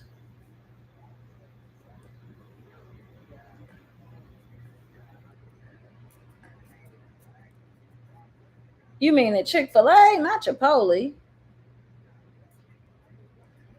The lemonade frosty, frosted lemonade. Oh, okay. Y'all getting ready to go out there now? She picking you up.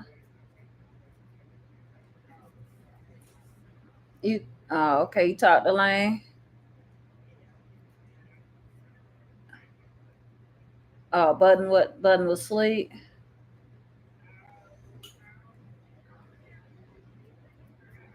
Oh, she's supposed to get out today. Yeah, that's fine. All right.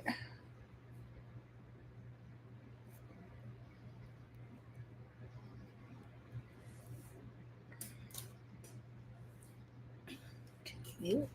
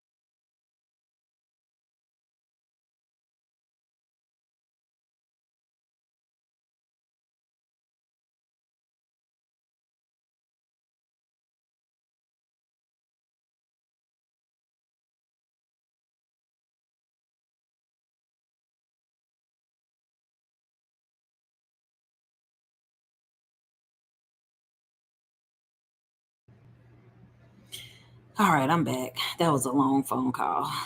Jesus, I am so tired. I can start my program back up now. God, I'm so tired of doing this hair. I don't know what to do, and I'm only halfway through. It's been 3.5 freaking hours. God, but I gotta take it out. I can't take it no more. I will never get braids this small again. Okay, come on now. Thank you, Jesus. All right, I'm gonna take another quick break, cut my show back on because my TV didn't cut off. Shoot. Matter of fact, it didn't cut all the way off.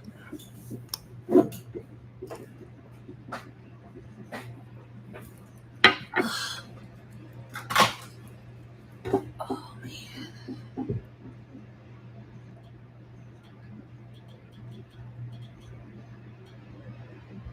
To pitching to major brands like Visa and LV and Google over the years has been knowing what I'm selling and knowing if they're buying what I'm selling.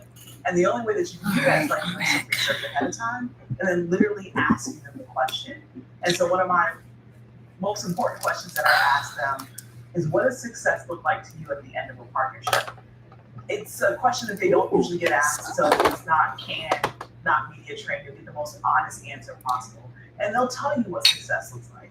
Why is that important? Because if you go in thinking that success looks like moving 1,000 people and they tell you success only looks like moving 100 people, then not only can you manage and these that, braids is little. Every time you hit it out the park, exceed Okay, the stand 100 by. people that they say success looks like to them.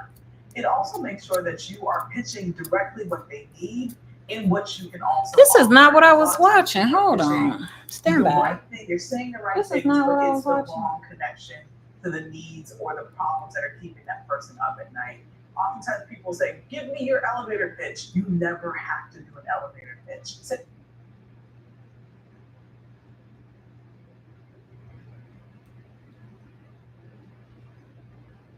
She don't have, okay, she got playlist here.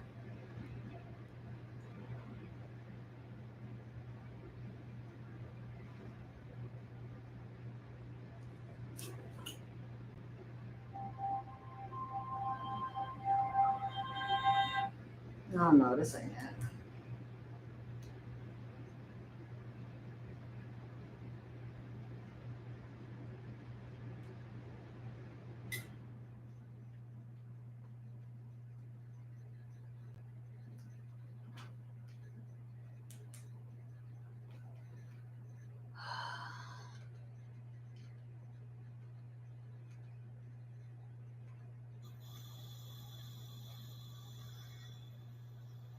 All right, I'm getting ready to go live on IG, but I also wanted to share this for you. Where were we?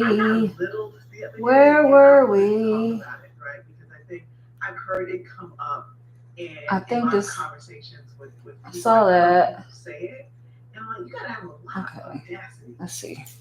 There we are. We're back. Hopefully, it don't cut off again. This is low. I don't know why that one is so low. Did the soundbar come back on? Oh well, it's okay. I can hear it. All right. I am so tired of doing these doggone braids. I don't even know what to do. Let's see what Felicia's saying. Why is it so low? I think if I use this remote, I'm gonna will fight for the things that are holding us back instead of using that energy, that vigor, that like whatever it is, to fight for the things that we know will drastically change our life. Where is this coming from? So one, I've spent the past 2 beautiful days teaching at A-Fest for Mind Valley, which has been absolutely amazing. I will go on another live on that later. But earlier this week, I had stepped into a class that my husband Derek was teaching to do a few components and stuff around with him around mindset for the group that he was teaching in. And this cannot take another 3 hours. Who literally needs to double their revenue, right? Needs to double their revenue. Um, and sign up for this class, right? Needs to double their revenue, sign up for this class. And then when I'm giving them advice, and like one of my advice is you need to raise your prices. You are offering too deep of a discount for people that are not repeatable customers of your product and their service, right? And yes, they're buying in larger quantities, but there's a way in which you do that, which is centered around value-based pricing. And this Okay. person kept fighting me on this, like that people aren't going to pay this, they're not going to do. It was like a long list of like all the things they're not going to do. And I turned to her and I said the exact same thing. Like, if you want to continue to fight for the limitations, if you want to continue to stay where you're at and not willing to make changes, why did you sign up for this course? Why did you sign up for that class? Right? And it's very easy for a lot of us. I feel like I've been there more times than I can begin to account for until I realize that so much of this is around mindset. And that's why I like to teach it so much or share with people so much because I've learned so much I don't know about what I'm gonna do with mindset. this hair once I'm done. And it That's has the been That's gonna be a absolutely problem. right? And so Mike McCallum always says, I'm backwards in the camera, so I don't know what I'm doing right or here. wrong, either way. This is gonna be a really big problem because I have no idea what I'm gonna do with my hair. I know I need to do a detox shampoo since I done had those braids in, but outside of that, I don't know how I'm gonna do my hair. Because when you were thinking very positively about the outcomes of what you desire and whatever it is that you desire, then you start looking at everything as an opportunity as opposed to an obstacle. You look at everything as an opportunity as opposed to an obstacle. And when you think things are not going to go right for you, when you are being very pessimistic, when you are like sitting in it, and we've all sat in it, right? It's very easy to look at every single thing as an obstacle, as a barrier, as like this feels a lot like it felt the last time I felt disappointment. And it makes it very hard for us to take a step back and be able to look at like the full big picture of everything that is there. But then the other part of it is I think a lot of people are just, you don't change until you get sick and tired of being sick and tired, right? There change, I think, is for human beings and for grown adults, just does not happen until something forces you to make this drastic shift. It forces you to have a different outlook on your life. And I just remember fighting with this person this week so much. And I got to a point where I'm like, hey, let me show you, let me break down the numbers to you of what this looks like. Or just give it a try, right? Little by little. In life is an assumption until it's proven, right? I think that's it for this side. It's an experiential Is it? process. No, it ain't. We're going the other one. In order for us to get to the thing, or get This to the never place ends. Have that shift that you need, right? What is it like? An object. Gotta go get my husband some food. I'm gonna have to cut this a husk in probably another hour or so. So prayerfully I can get this done in the next hour and 15. That'll take us to 8 o'clock.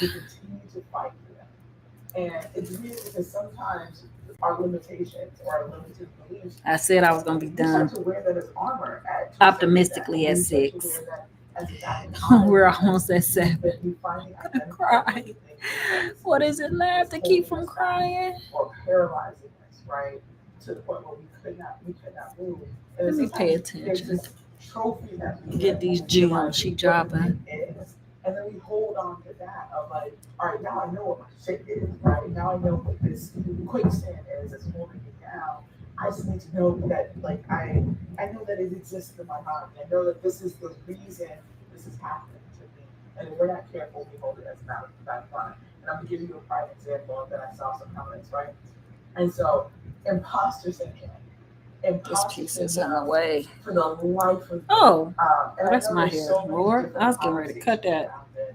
But you know that is my hair. We do not want to cut that. The definition of imposter syndrome is it mostly happens in high performing women where they cannot internalize their success. And so they shrink in moments where they should shine. And I think for me, the most vivid example of holding on and fighting for our limiting beliefs, and then when you fight for the thing that you desire, right, then you end up you get to keep that thing. And so imposter syndrome for me displays that so vividly in life, because I started going into these rooms, going into these conferences, going into these environments where people would just say, I got imposter syndrome. You got imposter syndrome too, and you got imposter syndrome too, and you get imposter syndrome, you get imposter syndrome, like over your cards. And it just became this very comfortable thing for people to own. And it just started to really disturb me, because I'm like, but it's not a good thing. Right. And yes, acknowledging and being aware of what's happening to you. But like, there's a reframe that I personally have around imposter syndrome as to why I hate that people wear it as a barrier. And it's that limiting belief that people fight for. And when you fight for your limiting belief, you absolutely get to keep it. When you fight for your limiting belief, you get to keep it. Like whatever it is. Facts. Jesus, this is and most not. people that are experiencing imposter syndrome and wearing it as a There we badge go. of honor of like, Come I out now know smooth. what my thing is. Yes. You feel like an imposter syndrome, not because you're not a high performing person that is Is that achieving it? things. You don't want to brag. You I'm on the don't wrong wanna side, be first like of all. people. We don't talk Okay. about that. I talk about this. I got too much But stuff. the reframe that I have around imposter syndrome is you feel like you are an imposter. Okay, that's not a good look. You feel like you are an imposter because you are. What do I mean? You feel like an imposter because you are. Walk into meetings, Yeah, this is all done. Oh no, I feel one in the back. you show This up one. and you pretend to be a Uh-oh, I know I cut this hair. And so you pretending to be I know I that did. hasn't accomplished anything. Okay. Does not contribute to a conversation. Does not contribute to the ideas, although you have all the ideas sort of in your head. You have all the insight. Where you go? This one. You have your voice. It's the last one in that section. Then we can take another section down. You have the accolades, and you do not let people know that you've accomplished these things. You've been acknowledged for these things. Oh, I can't at see. the highest level. I can't see this one. You've done the work before, and maybe you failed at doing the work, but in that failure, you gain insight that can help anyone else move forward, avoid the pitfalls and the minefields and everything else moving forward, even if it didn't go the way that you wanted to. You have my juice. I don't know hair get in it. You have that ancestral intelligence around this. That's the other thing I think Scott was talking about, right? Not artificial intelligence, but you have ancestral intelligence around all of this. And you do not waste it to add value. Hour and 15 minutes. I need to be done. Conversations, in meetings, in projects that you're working on, in the lives that you keep telling yourself that you're trying to change, but you do not show up and support those people. You do not sell them your product. You do not sell them your service. You are being an imposter because you have it and you're pretending that you don't. You have it and you pretend that you don't. You can do it and you're pretending that you don't. You can solve that problem and you're not using your voice when you have a voice. So you are being an imposter. So that's where that uneasiness comes from, right? It literally comes from, and it manifests itself in your body, in anxiety and in sweat. And when the light is shining on you, you are shrinking. Because in the moment where you're supposed to shine, in the moment where all the degrees, all the expertise, all the late nights, and all the early mornings have led to this point when you are supposed to provide a solution to that problem in that moment, you pretend that you have no solution. You pretend that you have no voice. You know that you need to be seen and acknowledged in that moment, and you're pretending that you don't want the light on you. And you know that you need the light This on hair thing is in the you. way. You need to be able to gather all the people and say, this is the way that we need to move forward. When you are called to lead and you do not lead, I cannot wait to go get this food. Do not lead. You are being an imposter. Because I don't want to wait till it's too late and then they mess up the food again. And then I can't go back. You have the receipts and you are pretending that you don't. And that is fighting for your limitations. You have the receipts and you're pretending that you don't. You're going to fight for your fight to accomplish all of that. And in the moment people you need it the most, you act like you've never done it before. Like, come on, man. Tell me how that makes any sense, right? Yeah. And then the other part is, like, sometimes imposter syndrome is a temporary lapse. Who the F you are, right? We forget who we are in the moment. We forget all of those receipts, all those accomplishments, all those like nights every early morning, every single no that finally led to that yes moment. And you stand in that yes moment, right?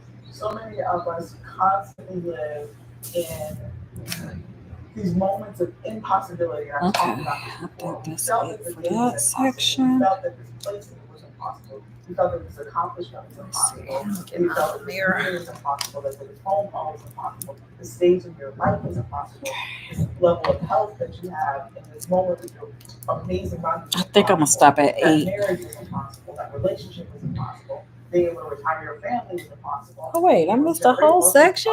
And that now you're literally sitting in possibility. I hope it's the whole braid right here. That road ended up being easier. Oh, that's than my it was, hair. and so that is Okay, we on track. body, right? We on track. And for We some on of us, track. you fought that fight so hard. Okay, And let's now you're at the see. moment that you don't have to fight as hard anymore. Oh, that's my hair too. Okay, we may be farther along than I thought I was. Thank you, Jesus. So you have to ask yourself, Okay. one, what is it that I really want? Oh, that don't go there. Two, what am I carrying with me in my body that makes me continue to fight for low vibrational things? For low vibrational. Oh, now I'm starting to see where her. I'm not even gonna say low What the vibrational what? things, but I want to say Is that my hair? low vibrational conversations or low vibrational. Is that my hair sticking out? You have to call that out of you, and that only comes with that very. Did my hair break off? Conversation with yourself as to why you continue to fight for your limitations. Okay, I think I broke my hair off or I cut it. No, I ain't got to the top yet, so I didn't cut it. Okay, let's just do this. You don't have to fight yourself. Now we're gonna cut these. We can pull this out.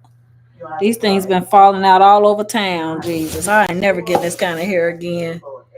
I think the little girl didn't know what she was doing, so I don't know if I'd have went to somebody that was a professional. They wouldn't be falling out, but I know they've been falling out all over town. I got them all in my car. And for some people, like, that might bring chills into your body, even thinking about that, because all we know is to do is fight.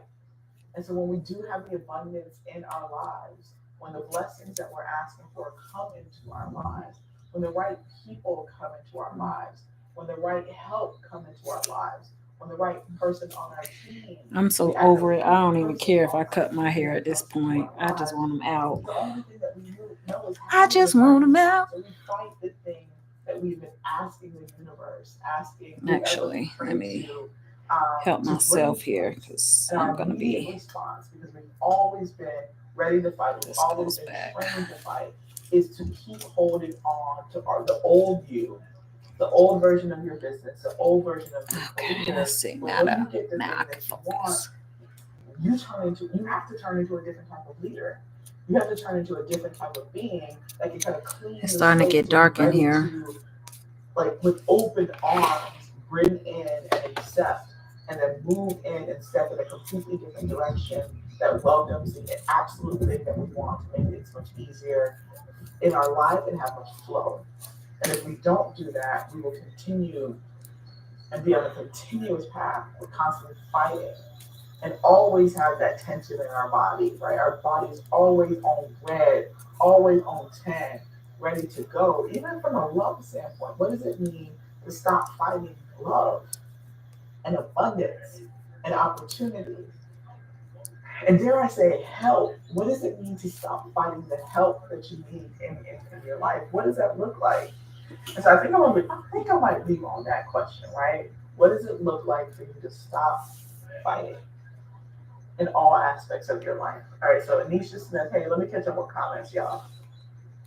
All right. Let's see. Good Sunday, y'all. Your advice regarding premium clients shifted my mindset and my practice. Raising my mindset and my prices was a game changer. Thank you. Optimal Health Acupuncture from yesterday, right? We did I did a Monetize Your Genius session at Mind Valley's A-Fest yesterday. That was so dope, so good. Hey, Chris May, this is so good. Uh, Anisha Smith, I mentioned that earlier this year to someone. Powerful. Thank y'all for the positive words today.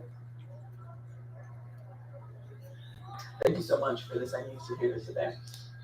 And so that's it. That's what we're gonna leave on, right? Like I started, if you fight for your limitations, you absolutely. Why don't I see? Keep them. And You know so I what? want you to just write down in your notebook today, on your tablet, whatever it is that you have, of Why don't I see the thing? I guess you don't see it when you're on live. And like really take a deep breath in when you ask yourself that question. I'm about ready to pay somebody to come over here and do this at this point. Can you just finish my hair for me? In some sort of capacity their entire life. You have been in war for 20, 30, 40, 50, 60, 70, 80 years of your life. For however many generations that are joining in on this, you have been at war. What does it look like for your body to no longer be at war with itself from a health standpoint? What does it look like to no longer be at war with your customer and your clients because you have identified a business model that has flow and ease? What does it look like to no longer be at war with money coming to you because so many of us have the brilliant genius ideas and business models, but we have our prices don't reflect that. So we're constantly at war with people who do not value what we bring because we have not put the value in it because we're constantly fighting. What does it mean to not be at war with your business? What does it mean to not be at war with your career? Because so many of us accept a little because it means something better than nothing. What does it look like? Once I finish this section, I'm gonna go, I think, and get this man's food. I think I just want to be done with it. Almost like I don't want to quit and then have to come back to still having to do this. I feel like once I'm done, I just want to be done with it because I still gotta detangle my own hair. So it's like, do I leave with just a little bit and have to come back to this, or do I just finish the task?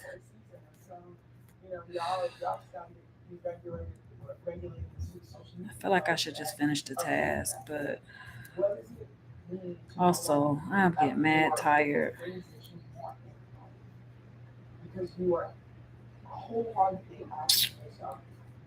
I definitely don't want to leave and have to come back to this. That's for sure. I just want to be done with it. At least when I come back, I could do part 2 of my hair. Just those of you that don't have black girl hair, you kind of understand what it is to deal with. Even when we have a protective style, it takes hours to get them put in, and it takes hours to take them out. This is even with my natural hair, it takes me hours to do my hair. It's not like, oh, I'm just gonna wash my hair. It's wash day. It's a whole production. No matter what you do to your hair as a black woman, it's a whole production. Let me turn Felicia down. She's just answering questions at this point and talking to comments. I think I messed up. The audio because it's not working. But yeah, this is a production. Whether if my hair, it doesn't matter whether I have it relaxed, whether I wear it natural. It's a production. It takes hours. The only thing about it with this protective style, once it's done, I don't have to do my hair for, I think I've had these braids in for 5 or 6 weeks. So I haven't had to do anything for 5 or 6 weeks. But now we've been on here for 4 hours and I'm a little bit more than halfway done just with the takeout of this hair. I still have to detangle my hair and shampoo it and condition it, and that's gonna probably be another 2-hour process that I am not going to do today. Part 2 is going to be another at least 2 hours. that I'm definitely not doing today. I will wash my hair tomorrow. I will detangle it and wash it tomorrow because I need to do a whole detox because these braids been in for definitely over a month, heading into 2 months. This is.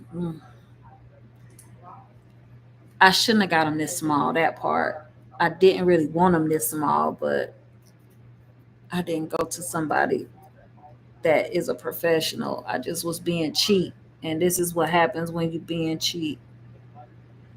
I let somebody. I think I was her first paid client. She did a good job considering I was her first paid client. However, I did not want these braids this small because I knew this takes a long time to take out. But that's on me. That's not on her.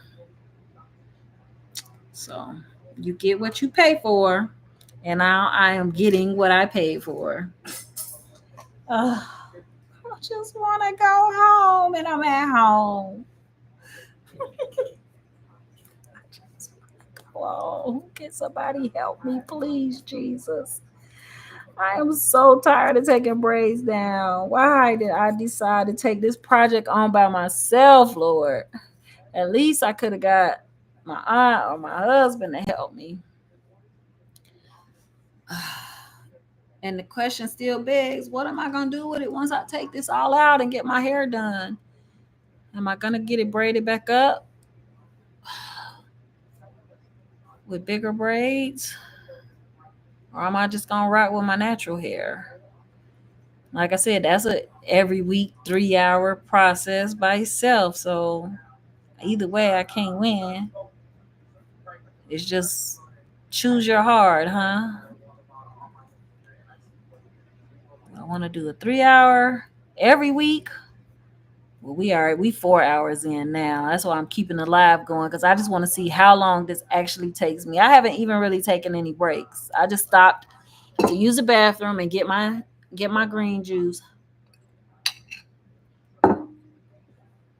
I stopped twice. I stopped earlier to get this juice and then use the bathroom, and then I just stopped to get that juice and switch chairs. So I have been legit going for 4 hours because it didn't take me no time. Let's just say 15 minutes for the break and the juices.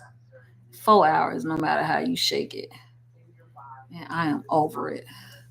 And I look like I still got at least another hour. The front will be easier because I can see. It's the back that's the hard part. Once I can't see it, it's kind of hard to get them started. Ow. And then my nail done broke. So it's catching every doggone thing. All right, I'm gonna tune back in because Felicia, I thought she was just answering questions, but it looked like she really giving some gems. My back's starting to hurt. This is not a good look. And I'm losing daylight, so I'm gonna have to get up sooner or later and cut on some lights in the house. That curses every now and then. I was like, I don't see it. Oh, while I was on the phone with my sister, she was I was on the phone. I was on a 4-way call. My sister, 2 of my aunts, 5-way, my mom and my sister and my cousin. And my sister was talking about this family that had 2 sons. No, there was a pastor of a church that had 2 sons in the congregation. That was so messy. They was friends and found out they was brothers later in life. If that ain't a Lifetime movie, and this is some real live people that we know. Well, I don't know them because I was too young, but that's wild. Like, how can you be a pastor and you done knocked off part of the congregation and your son playing with your other son that he think is just his friend? If that ain't the messiest. And as the wife, because you know back then, this probably was like maybe 60s, 50, probably 60s. Because my sister ain't that old. To be the pastor, you know back then, especially in a black church, most pastors are married. And if they ain't married, they widowed. But you ain't really had no pastor that didn't have wife. So that means your wife, the first lady, sitting up there watching your child play with your child that you done had out of wedlock on her. And you the pastor, she's sitting up in church every week looking at this boy, thinking your son thinking this boy his friend. And you know, I know her as the wife. She knew, because they said the boy looked just like the pastor. The illegitimate son looked just like the pastor. So you know the wife knew. Like the wife always knows. So that's just wild to me that you'll be that messy to be sitting up in the church, up on the pulpit, knowing you got your illegitimate family sitting there with your wife and son. And your son calling this boy friend, and it's your son too. It's his brother. That's wild to me. That's why my face was looking crazy. Like, what? I had to mute it because they were talking about real people that live in the area. So I'm like, oh, I can't let them be putting people names out there, Pastor so and so, and this one, that one, and the third. So yeah, I had to mute that conversation because there was a lot of names being dropped. Oh, that's my hair, yo. I was about to go to unbraid, and that was my hair. I'm about ready to cut it all off again, though. Truth be told, I promised my mom I wasn't gonna cut it. I'm trying to let it grow and not mess with it. But once you get into this and had to do these 3-hour wash days and stuff like that, you don't want to be having no hair. This is a process. Like, you don't want me to cut my hair, but you don't want to come help me do it. So Probably been one of the most impactful okay, let's see. Let's jump back in. The quality of your questions determine the quality of your life. So you have to ask richer, more expensive, more expansive questions of yourself, of the people. I love Felicia Hatcher. You know what your next step is. I'm going to like it because I'm gonna forget. That Christina asked Ruby is, who were you uninterrupted? I already saw this. Oh, this was good though. I'll watch it again. Like, I never heard that question before in my entire life. I've worked for some of the biggest companies in the world, Nintendo, Sony, the NBA. Like, I've never heard that question before. But moreover, I literally could not answer that question when I heard it. So I just wrote it down. And I literally looked at that question for a full week. Like, who am I uninterrupted? If nothing stood in the way of me achieving my success, what would my life actually look like? If at every intersection of your life, the light isn't red, it's not yellow, it's only green, what would you build? Wow. I think to answer that question, you also have to think through and reflect on, well, what interrupted you to begin with? And how do we carry that into pitch meetings and board meetings and conversations and team meetings? That interruption, I think that's a lot of where imposter syndrome. There's something or someone that said something to you that makes you doubt yourself every time you go ready to be audacious and step into new levels with your name on it. It's like, for me, that question has been such a powerful question.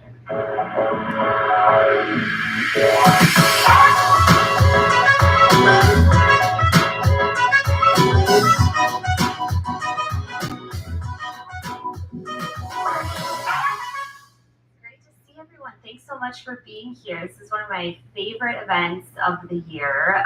It's been a while since we've been able to get together. I think the last time I was like handing out big paddles on stage for an award ceremony. So welcome back. Exciting to have everyone at home and in person. My back hurts. My hands hurt. Welcome.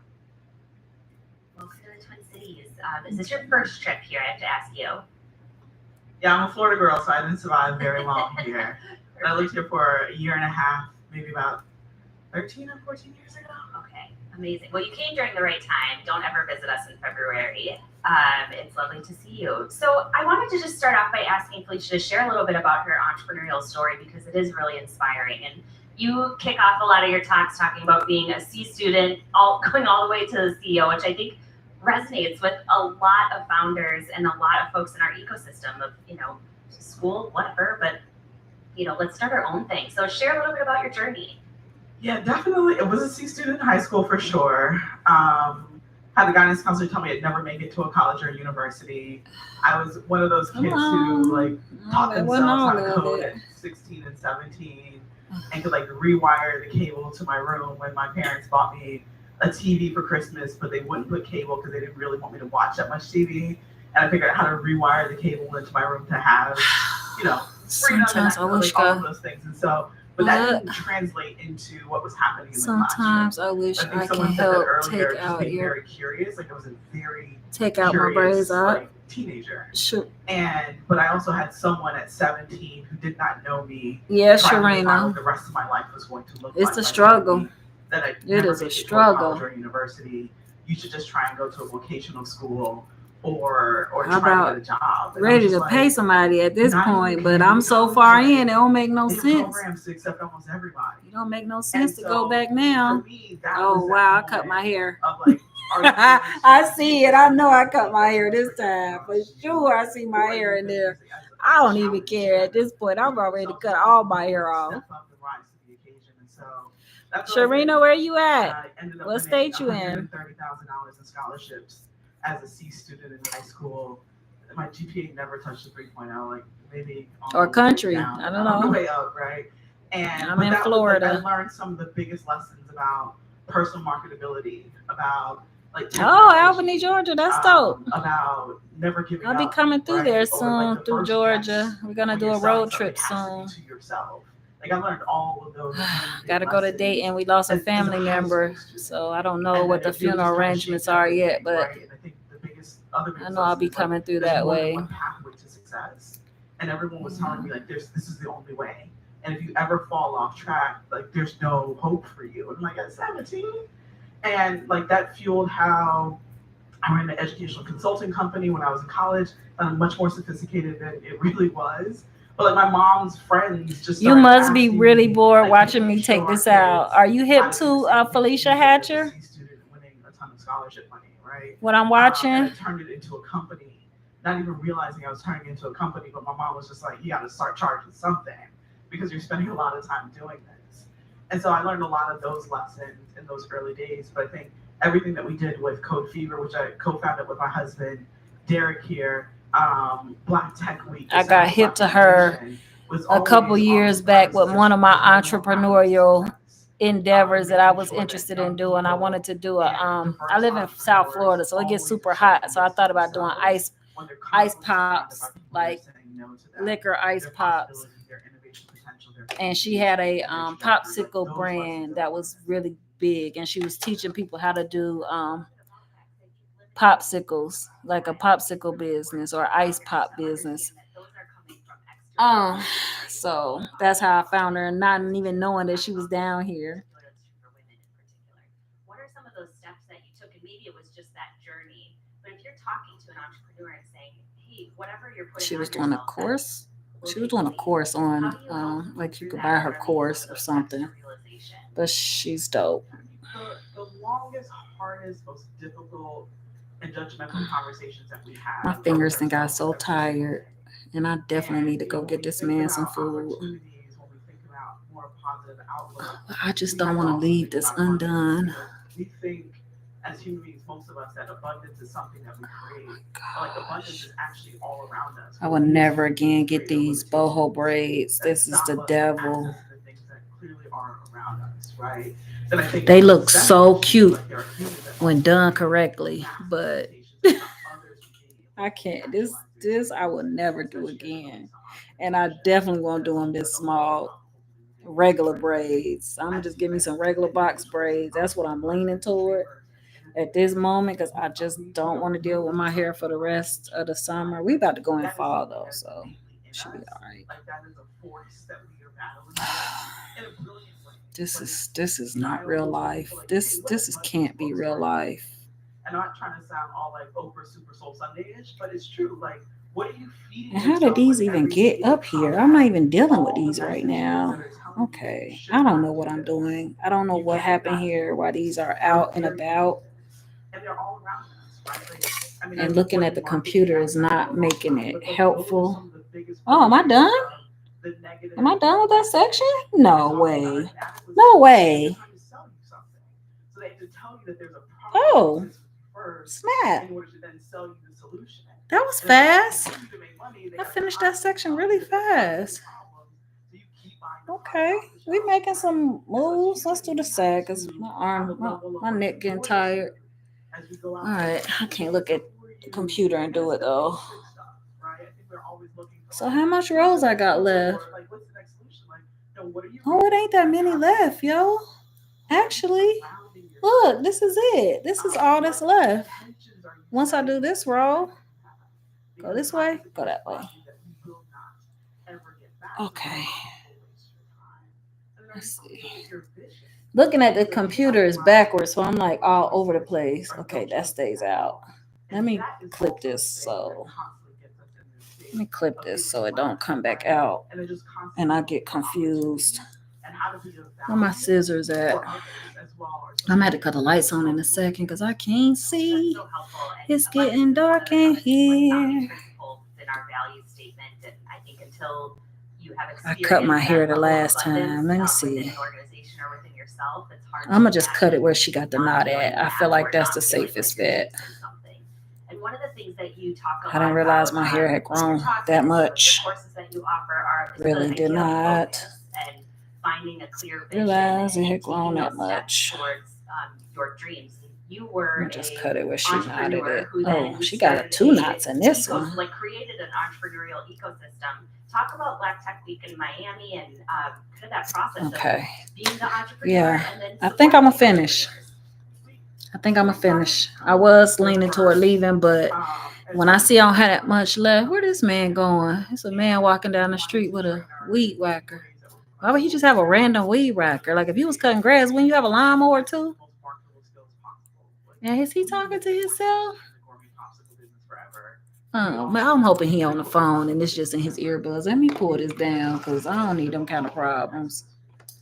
I don't know what that's about.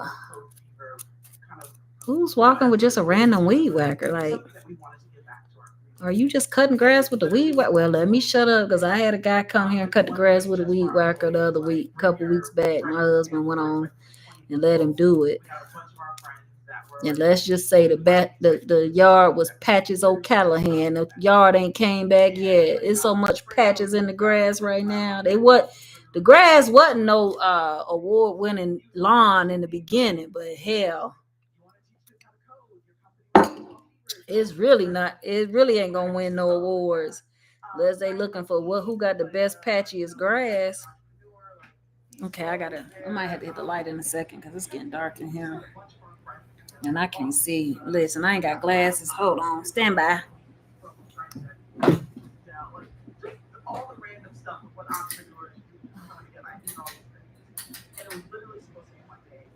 Look at this. Losing hair every doggone wear. Okay. That's better. All right, let's see. Actually, I better pull this all the way down since I cut that light on. Because that man looks sketchy. Just don't know. You just don't know. My sister calling me back. Hold on. Hi, sister. Did you mean to call me or did you butt down me? What's going?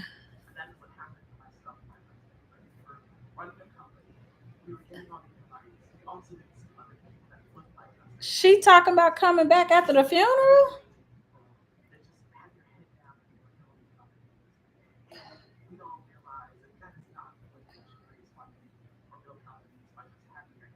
Oh, Lord. Mama trying to mess everything up.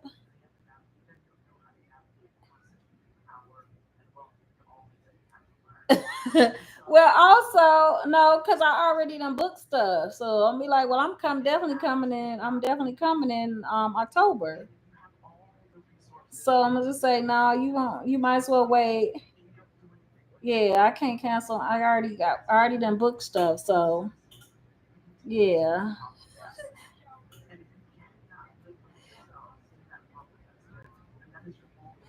No, that ain't gonna work. She already trying to leave.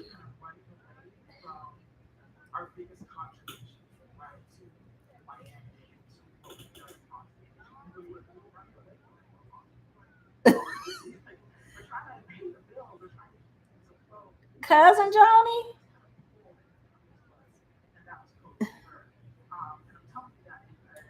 Oh Lord.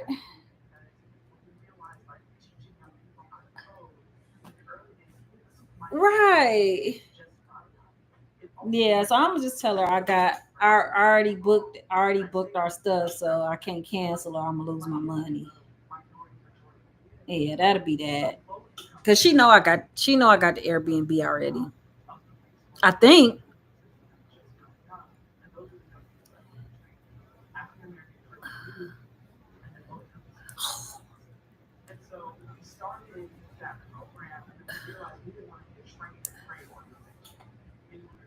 Uh-huh. Pause my show.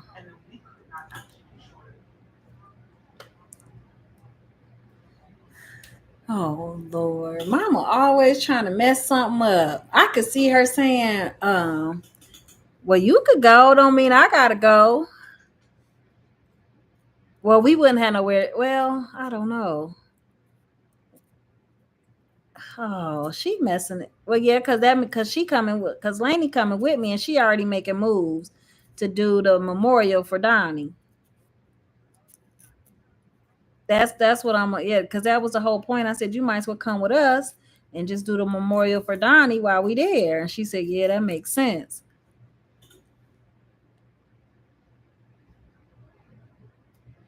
No, not yet. I don't know what her plans are, but she said yes, but I ain't I don't want to hang my hope on her because she might flake out on me at the last minute.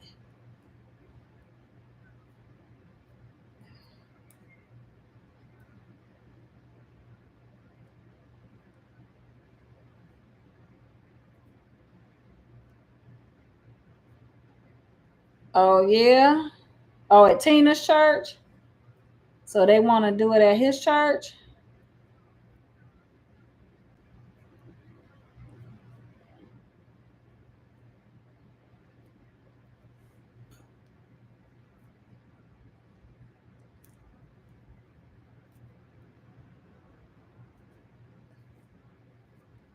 Uh huh.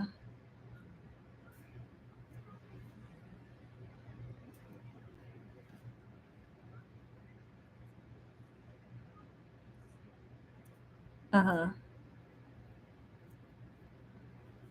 Oh, they have the body already. Oh, he already got the body.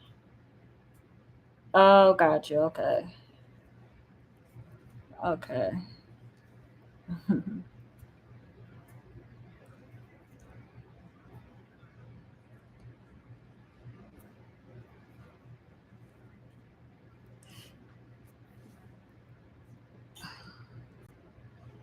You don't. Well, I mean, I could send you the template that I did for Donnie's. You want me? Well, I think Natasha. Yeah, she finished. She fixed it. I don't know. I don't forgot did I think Natasha did it, and then I don't know, some kind of way I got involved with it. I think it was the picture. I think it was adding a picture to it.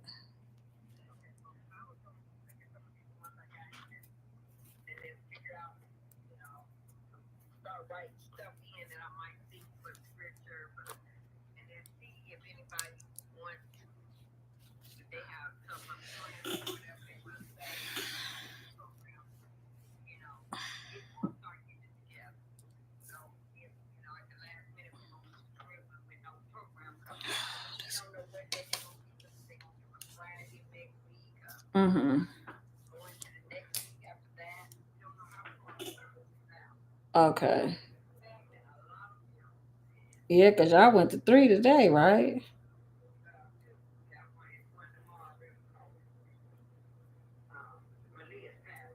Okay.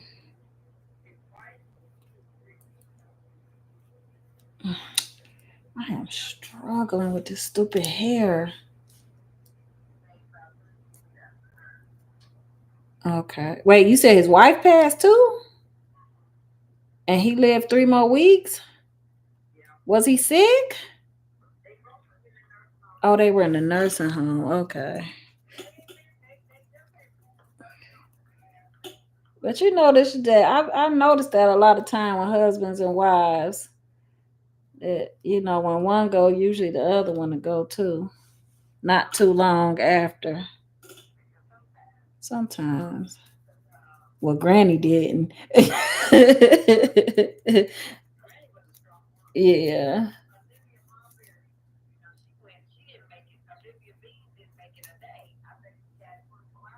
Well, was she sick?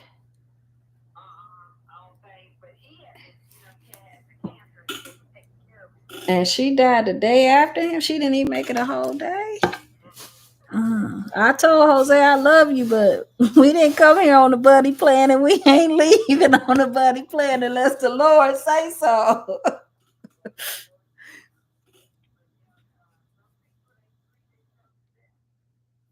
Yeah. Look at Jose.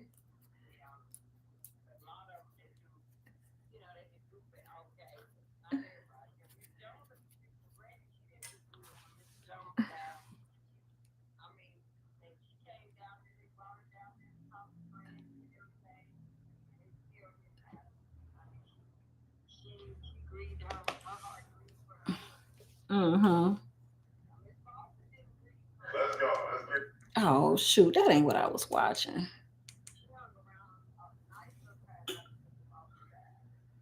Mm. Yeah. Jody's grandmother, she didn't make it a month, I don't think. I think it might have been a month to the day. But I knew it. I knew when I seen her, I said, no, she ain't. Mm-mm. Yeah, because she wasn't sick. I don't think she had been sick, but he did everything. Like, she didn't drive. He paid all the bills. He did everything. She didn't know anything. She didn't even know what bill. She didn't know anything.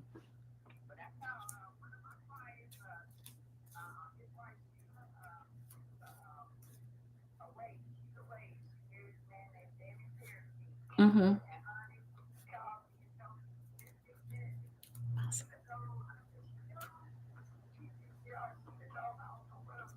Oh wow.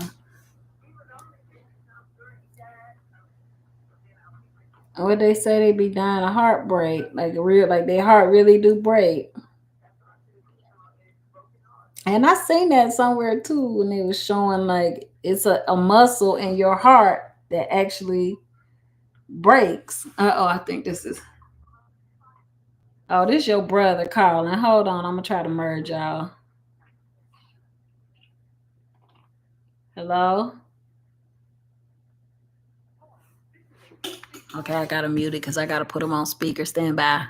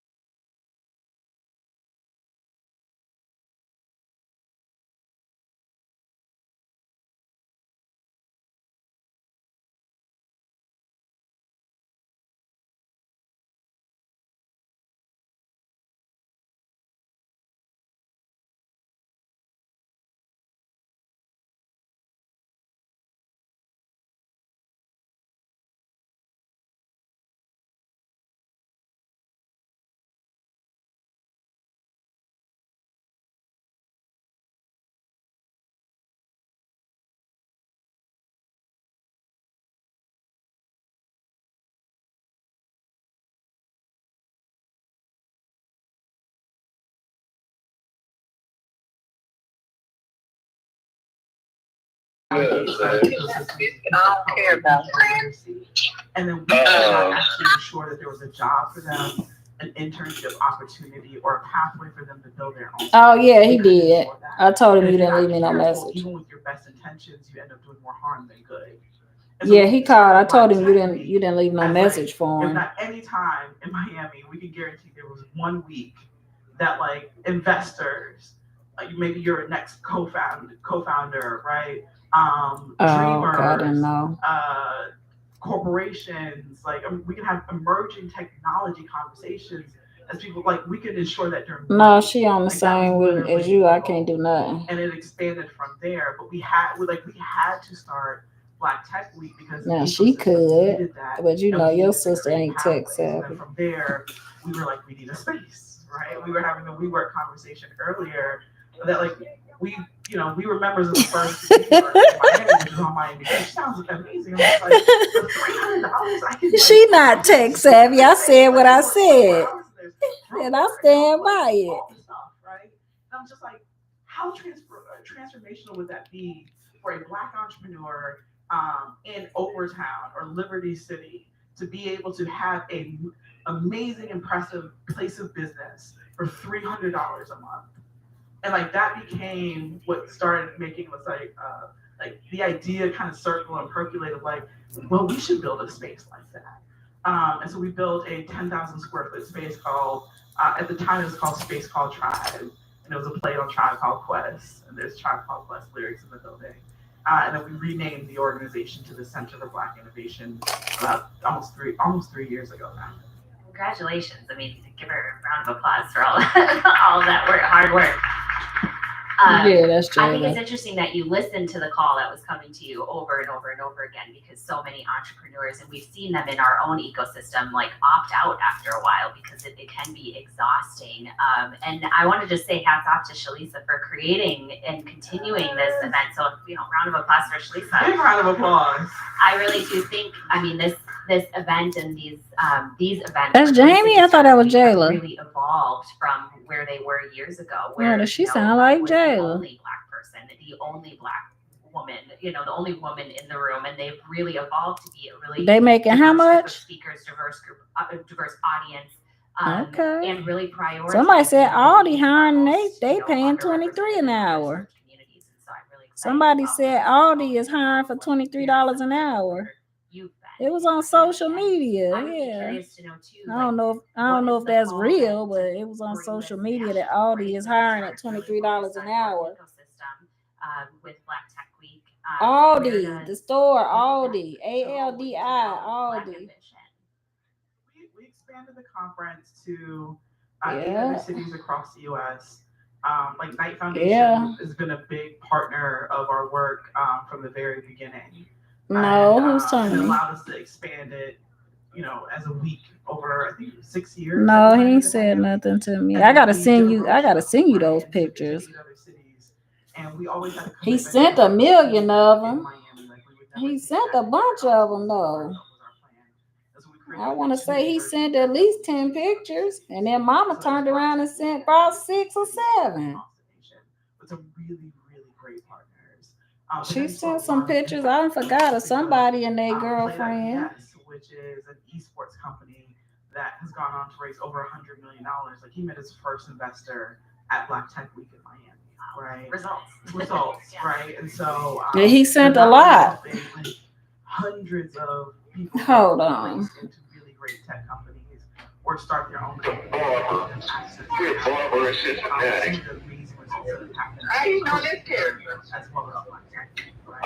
We was at prison together up there, and he was the one that helped me put the gospel first together when I had all the churches coming in. Listen to Mr. Business itself. Not Mr. Business, Dad.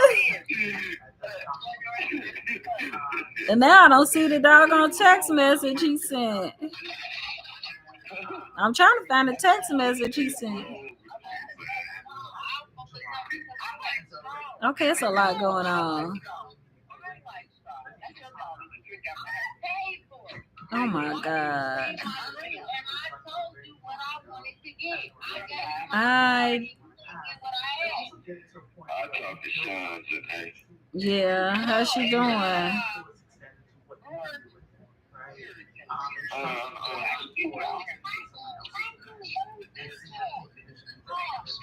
she doing?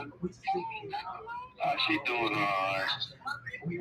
She told me she's like, it's that I said, yeah, she told me what you said. I told her, I was like, I ain't mad at you. What is wrong? She ain't good for this today. Never gonna tell her. He would be like, alright.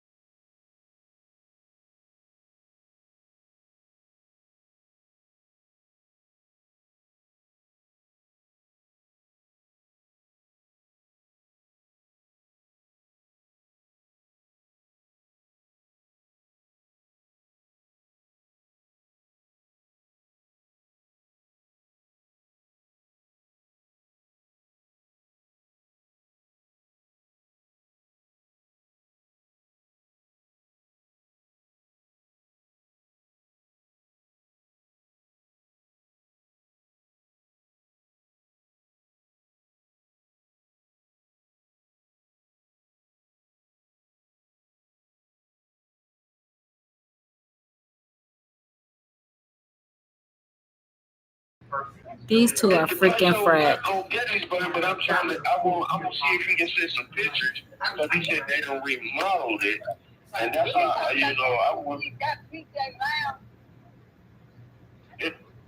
I don't know. Is that the one across from Hooks? Yeah, that's a big spot. That's what I was saying. It's small, but They are freaking frack.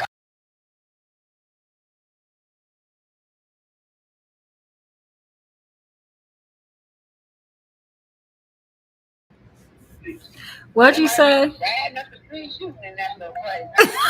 Hey, Janelle, what did I say? What did I say, Janelle? What did she say? We don't want no little dive like that. They might shoot up the place. Oh, God damn it. Hey, that's what I told Janelle. I'm like, man, I don't know if I want that on Gettysburg. I'm like, 'cause they crazy over there. My family's a nuts.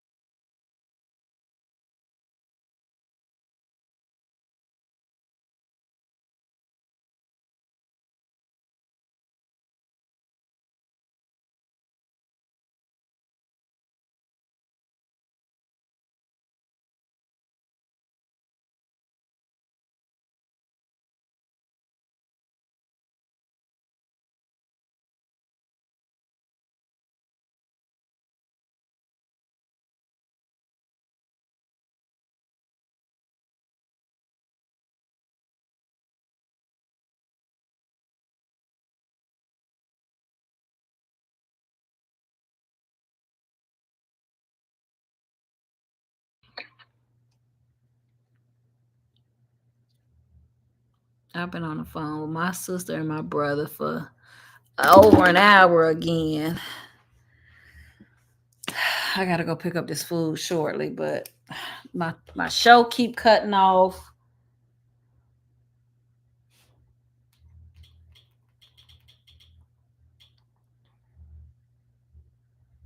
About the All right, we back. I got like 9 more braids to take down, but I don't think I'm gonna make it because I gotta leave here shortly. Or who are you when you were no longer known as this thing that you have been birthing and building for years? If I could just get these last 9 braids done, I would be so happy. But I also need to go pick up this food. And I'm like, I'm ready to move on and explore something else. And then, I went to therapy for 3 months because I need to build up the courage to then have that conversation with other people, partners, right? Funders, my team, my husband, you know what I mean? It's like, I think we have to normalize that part of the process in the startup community as well. And those were some steps that I went through. And so when I got asked to come lead this thing, I was just like, wait, what? Like, it was literally a meeting and then a phone call later that after, like, do you want to be the CEO? I'm not the CEO. What? And they were like, yeah, you had all this stuff to say about all these things that we should change and fix. So, like, why don't you come run this thing? I was just like, maybe, yeah, let me think, like, literally, let me think about that. And, had a lot of conversations with my husband who was just like, you would be absolutely crazy to, like, not take this thing. But it's still a transition when you pivot nonetheless. But, I talk oftentimes about, like, intention. So I don't do New Year's resolutions. I don't do like big goal setting at the beginning of the year. What I do is I set an intention of the year. And by setting the intention, I want that intention to flow through all aspects of my life. And so for 2 years, I had the same intention, which was flow. I wanted more flow and ease into my life in all aspects of everything that I was doing.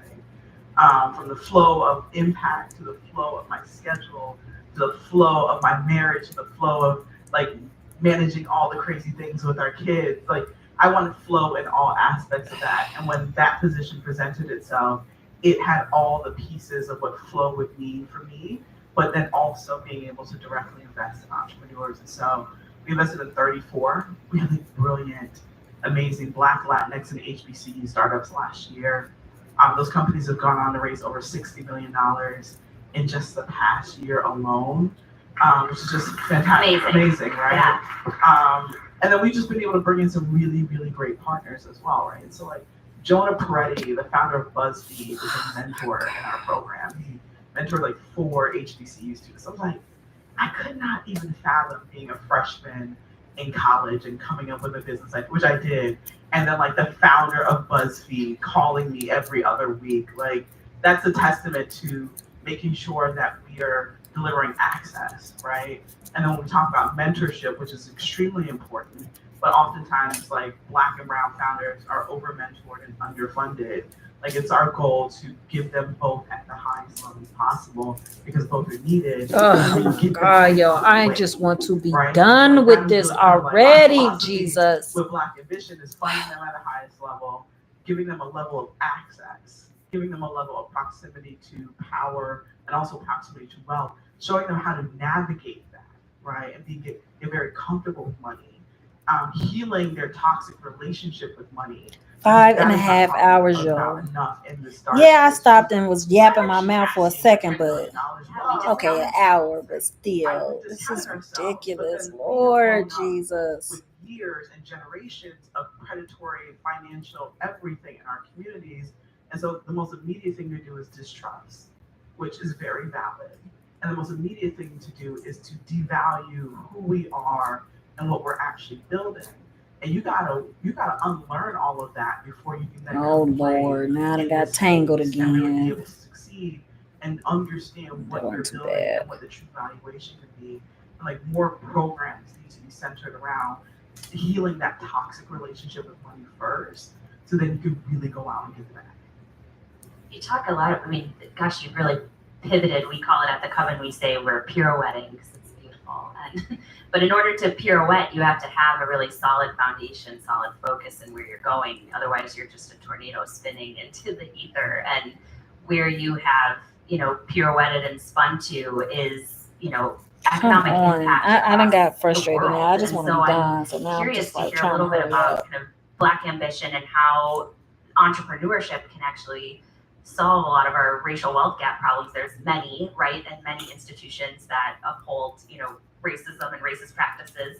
But how is it that Black ambition is really changing the way that ecosystems work and closing racial wealth gaps through entrepreneurship? And so, my mentor always says to me, like, money screams, but wealth whispers.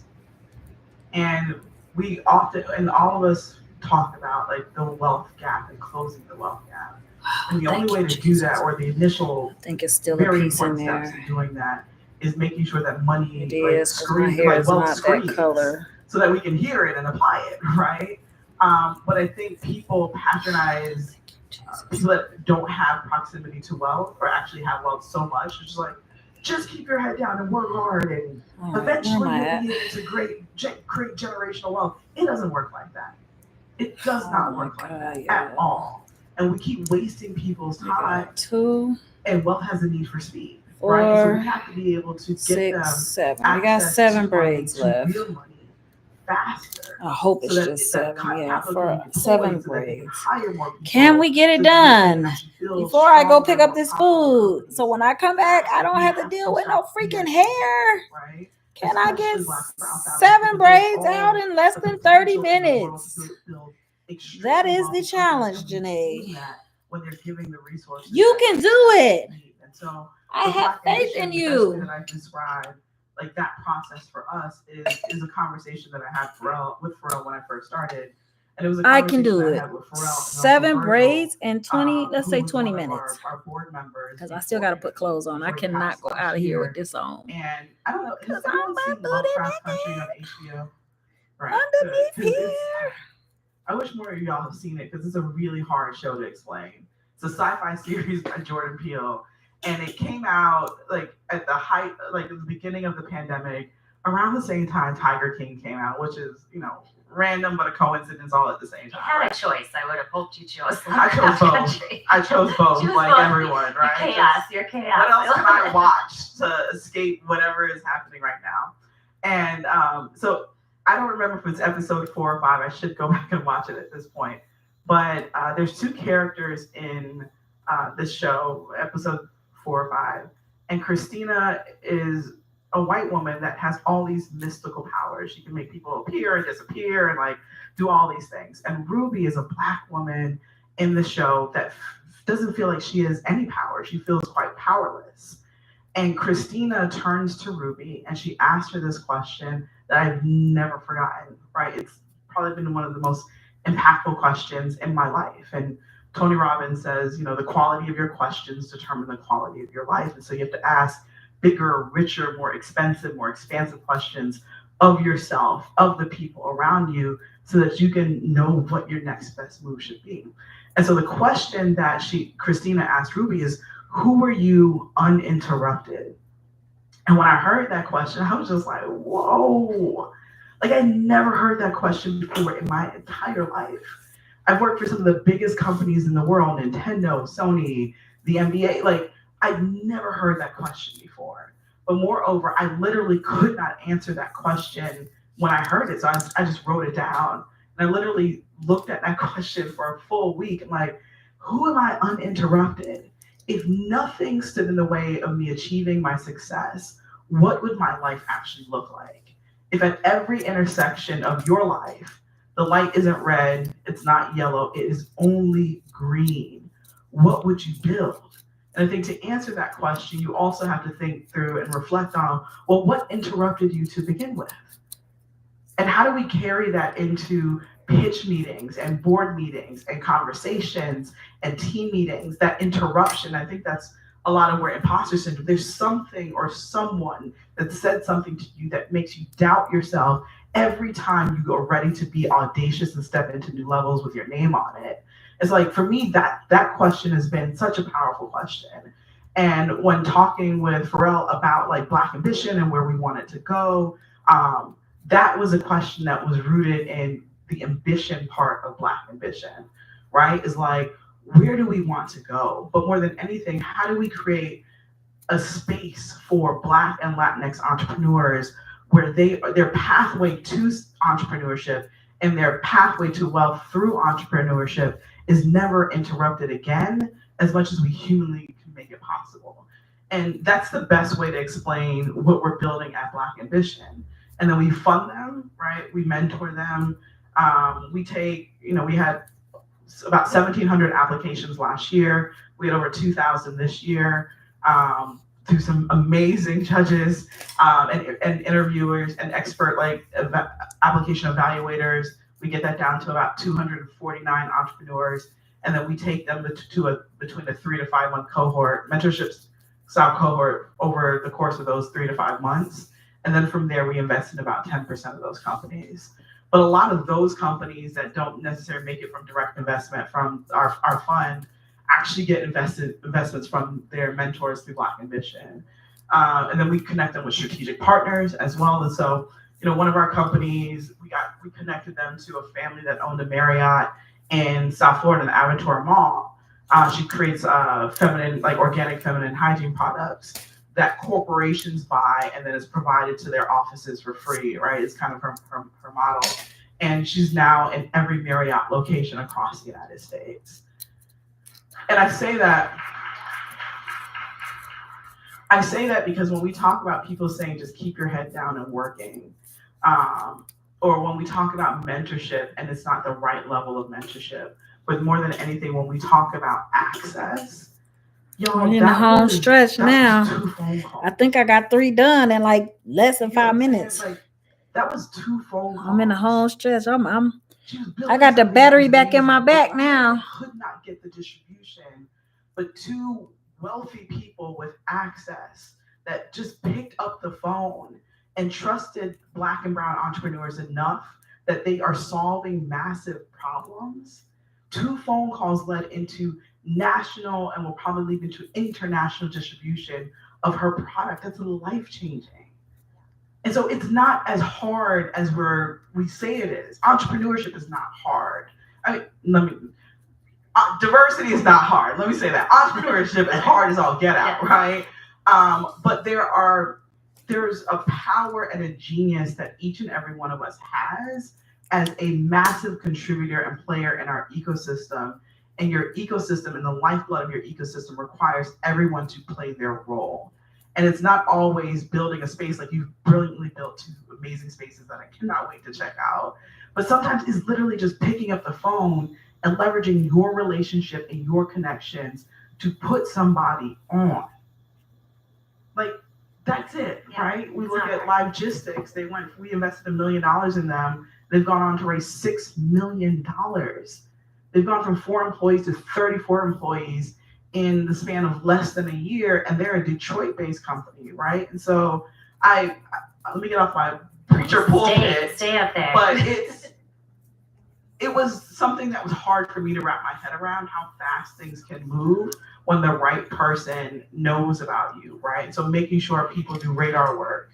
And I know we were talking about PR, right? And storytelling and narrative, and really everyone shouting from the mountaintops about what is happening here in the Twin Cities so that people and investors respect you enough to pick up the phone and then put money where it needs to be for the companies here to build a thriving ecosystem. And so there's a role that all of us can play in that role of storytelling at a minimum. But more than anything, literally taking whatever your genius is, whatever your highest contribution is, and literally sprinkling that into your ecosystem is how things really start to shift and move. And that's what we saw in Miami for sure.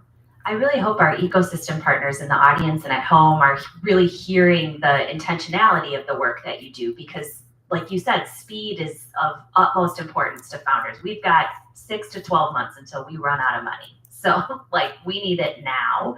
I've fundraised in the past. We're fundraising now. I think the challenge that we have is heads down work doesn't bode well for trying to find the money work, so you can't do both. And when you're trying to tell your money story and you're watching your money go down and you're like, well, I got to chase it over here. You can't put your own intentionality as a founder in the right space all the time. And so having ecosystem partners, other funders, corporate partners, advisors, people who can open up those doors quicker for you, trusting you without all of the rigmarole and the application process and the reporting and all of those things that are often required of our traditional ecosystems and philanthropy. What you're doing is revolutionary, and I hope that folks see that and really take that away and find ways to build intentionality into their work and community building into their work. Before we turn to Q&A, I have some questions around, founder insights and things. Like, you've been a founder, so help us all get out of the shit. One of my favorite book titles of yours is Start Your Business on a Ramen Noodle Budget. And I truly had ramen noodles last week. So this felt really real for me. But how do you leverage your limited resources to get from launch to grow when you're not quite ready to raise funds yet, but you got to show some traction? I mean, that book title was literally the story of me and Derek's life as entrepreneurs, right? For years. I just tore my hair. I just really the whole ripped premise it. of that is if you don't have money to accelerate your growth, I got one more. I got two more. Shit, I got three more. Oops, sorry. Leverage your leverage. And so sometimes that shows up in the form of the social media I'm making a mess. Leveraging that for three brand more to go to increase sales or to rapidly Let's just cut them all at the same time. Business. It could show up as that, right? It's leveraging the connections that you have, right? People say your network. Oh no! Look, to your network. One out here hiding out. The network. You know what I mean? And four. We got four. Is of value and high value. Okay, we got four. Let's cut them. Let's cut all of them. Ask for the things that you need. So many of us are so afraid of asking the people. I have no idea where to cut these, so I'm just gonna cut. You'd be surprised. There's so many people waiting. Because they so far in the back, I don't even care. Sometimes they don't know what the hell you do. My mom to this day cannot tell you what I do. At all. For a part of my life, I think she was ashamed that my mom is Jamaican, y'all. And so my brother was a stand-up comedian, and I was running a gourmet popsicle company. My mom was just where did I go wrong? Right? And she would literally tell her friends, I heard I don't know what they're doing right now. They're doing something. I was like, Mom, you literally been to our store. What do you mean? But in my community, if you weren't a banker, nurse, a doctor, a lawyer, you just wasted your life. Right? Which is just crazy. She said, I don't know what I totally forgot the question. No, I was saying, how do you leverage limited resources to get from launch to grow? So going back to the abundance part, right? It's just everything is centered around your mindset. There's a knot here. I don't know if it's a real knot or gloss over that because you think she did it bigger, harder. Oh shit! I lost the braid. The other part of that is having confidence That's in two. What you're building. Okay, and know that you have something let's just do these two. Of value, that you can leverage that value. There's a value and then there's perceived value. I'm gonna finish it. I'm not leaving here and coming back. I don't care. Y'all are brilliant people at Twin Cities Startup Week, right? What's Tech Week, huh? Confide, right? Is the root word. And what does confide mean? Tell someone about it. Yeah. Someone's trust, right? And so confidence isn't this Kanye West ego thing, right? And it's not bravado, it's trust. At the root of confidence means trust. Do you trust yourself? Wow. Do you trust what you're building? That's good. Do you trust your numbers? At the root of confidence is trust. Do you trust yourself? Wow, that was good. The root word of confidence, right? And confidence attracts the resources and the people that you need, because people it's literally a magnetic force. And so those are some of the things that I would recommend. That's right? good. And then going out to events like this and being a massive contributor to your ecosystem also plays a role, because all work works, right? The work is either going to work for you or it's going to work on you, but either way it works. And so you may be in a rut at that moment, and Derek and I have been in more ruts than I can ever begin to account for, and things may not be going well, and you may have to pivot, or things are going really well and you have to step into a new version of a leader that you are not mentally prepared to, And that's a challenge, right? Like you've just received all the funding, you closed your round.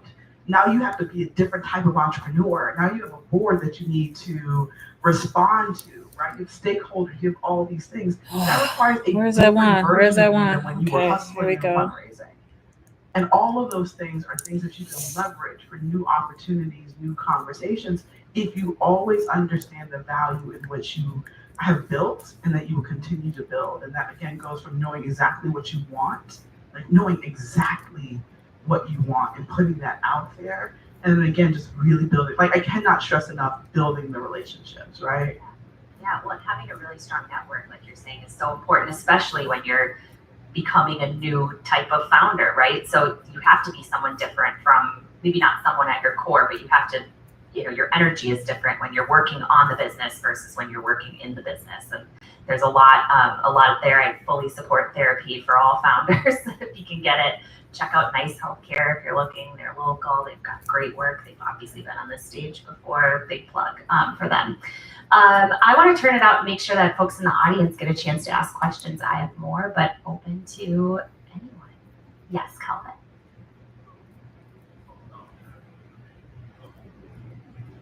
All right, perfect. I'm a big fan of therapy as well. Sometimes in our community, there can be a stigma to it, but what are some of the things or kind of key takeaways you got out of it that you didn't get before that helped you in that next? We're gonna finish before the 6-hour mark, I think. Quite a bit. I got two more freaking braids. Can I get them done before the 6-hour mark? Set of tools. I am doing my to handle best very to difficult get this braid out of right? Or here. to prepare for very difficult conversations. Two The more difficult braids conversation I after was having this, with and we myself, are that done. was a big part of that. 6 And then freaking difficult hours. conversation, or the conversation I was avoiding is the real word, that I needed to have. I needed a new vocabulary in order to be able to do so. I needed a new level of courage. Rushing. to Now be I have a able to do knot, so. and I now also I'm gonna have to needed probably rip my hair because get a I better just want this hair understanding out. of how I was self-sabotaging. I'm just gonna cut it And that wasn't because even I'm relation done. to the I'm transition. over it. That was just, we do it, right? And I still got freaking Dave hair in Hendricks there. in the book The Big Leap, he calls it upper limiting. And a lot of us deal with that, right? Like Okay, I gotta slow down that we have because never I'm gonna have to cut this whole piece of hair if I don't. And sometimes instead of leaning into that, what we do is start creating self-sabotaging practices to get back down to our comfort level, right? Oh my Or we God, think that I we am don't deserve the really level of screwing the success that we pooch have because maybe on this one. Oh my God, yo, look at this. Our communities or our families. Look at this. And we feel guilty with that power. I just want it out, yo. So I'm sorry here. I will do a the other part is I will do a deep apology to you this week. Therapy to Black ambition. And Where's so the we have other one? I feel it, but I don't see it. a Here program it is. called Evoke for all of the entrepreneurs that Come we on, invest 20, in as well, wait, right? 10 I don't minutes, know how you build 12 an minutes. entrepreneurship support program coming out of a global pandemic that isn't rooted in giving entrepreneurs new tools for self-care and mental health. Like you're almost irresponsible if you're building a program that doesn't root that in there somewhere, right? A global pandemic. You think about, and my heart always breaks for the entrepreneur, and I know we kind of talked about that earlier, but like the entrepreneur that like betted the house, maybe cashed in on the 401k, finally said, I'm going to do this, got rid of all the mental junk that stops you from taking the leap into entrepreneurship, only for all the worst case scenarios to happen in 2020. Will they build companies again, right? Will they thrive? I have no idea. But like, we need to also make sure that they're mentally taken care of. And then the companies that did thrive or did survive during the pandemic, they're a different type of entrepreneur that also needs to be made whole. And so looking at entrepreneurship more holistically is definitely a responsibility that all ecosystems have. We are in the home stretch, people. 2 braids left. Right? Can we finish it before 6 hours? I'm on the last 2 braids to take out. Jesus. It has been a long freaking day. 2 more braids. Really hard. 5 And we're no's done. are a punch in the gut. 100 no's, you may It's not been ever a get out the long bed. day. And so I do am they have the tools exhausted. to My weather neck that is storm until they killing get the me. yes? My And you, fingers if are you are an raw. investor, like it is like We're here. it's a good return We on are your here. investment to make We sure are that your almost to the founders are finish supported line, and and that we are type of going to level as well, so finish that you can actually get if your I return, don't right? And rush too so much. it's not bad business. It's a Come true on. investment into Just those slow down right founders, here and it's a because this is where I went respectful wrong. investment. It's a human On the last one, I investment had to as cut my well, freaking in hair. addition to team and like all these other things. But making Okay. sure that your founder is okay is something that is really important and something that we prioritize. But it's also something that came out of those therapy sessions, and then more than anything, it's what came out of like my experience with my husband. Like our daughter, we had literally, our food company, we had literally split from our investors.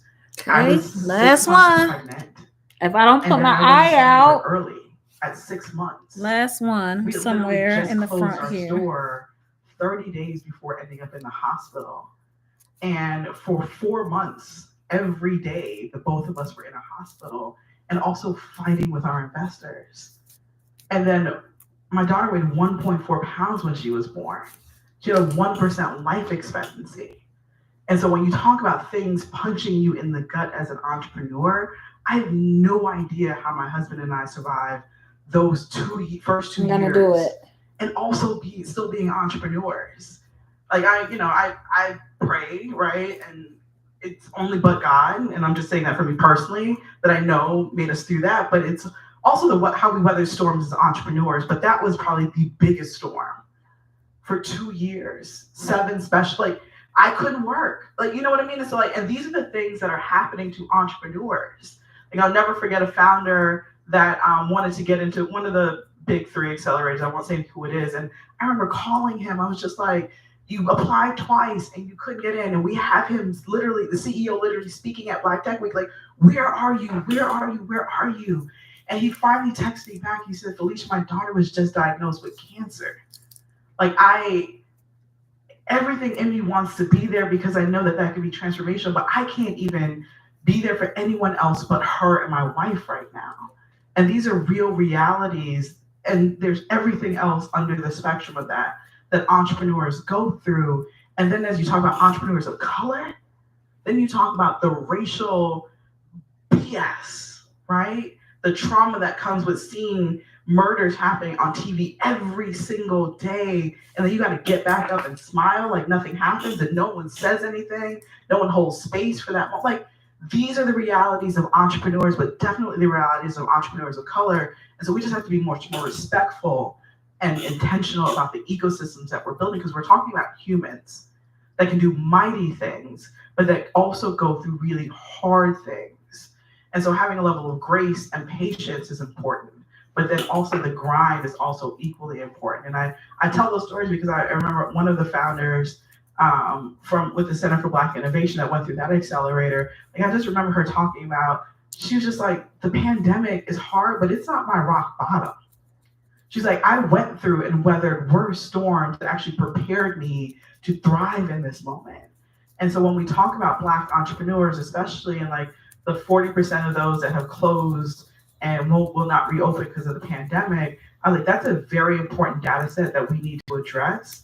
But no one's talking about the 60% that survived and that were equipped to survive what should have broken them as well.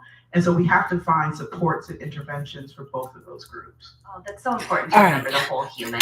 Done. That when we talk about Thank you, Jesus.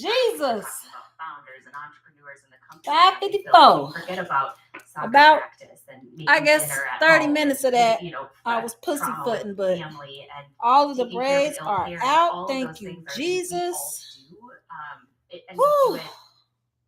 To have my own hair back, Lord Jesus, you just do not know. I can't wait till tomorrow when it's clean and healthy.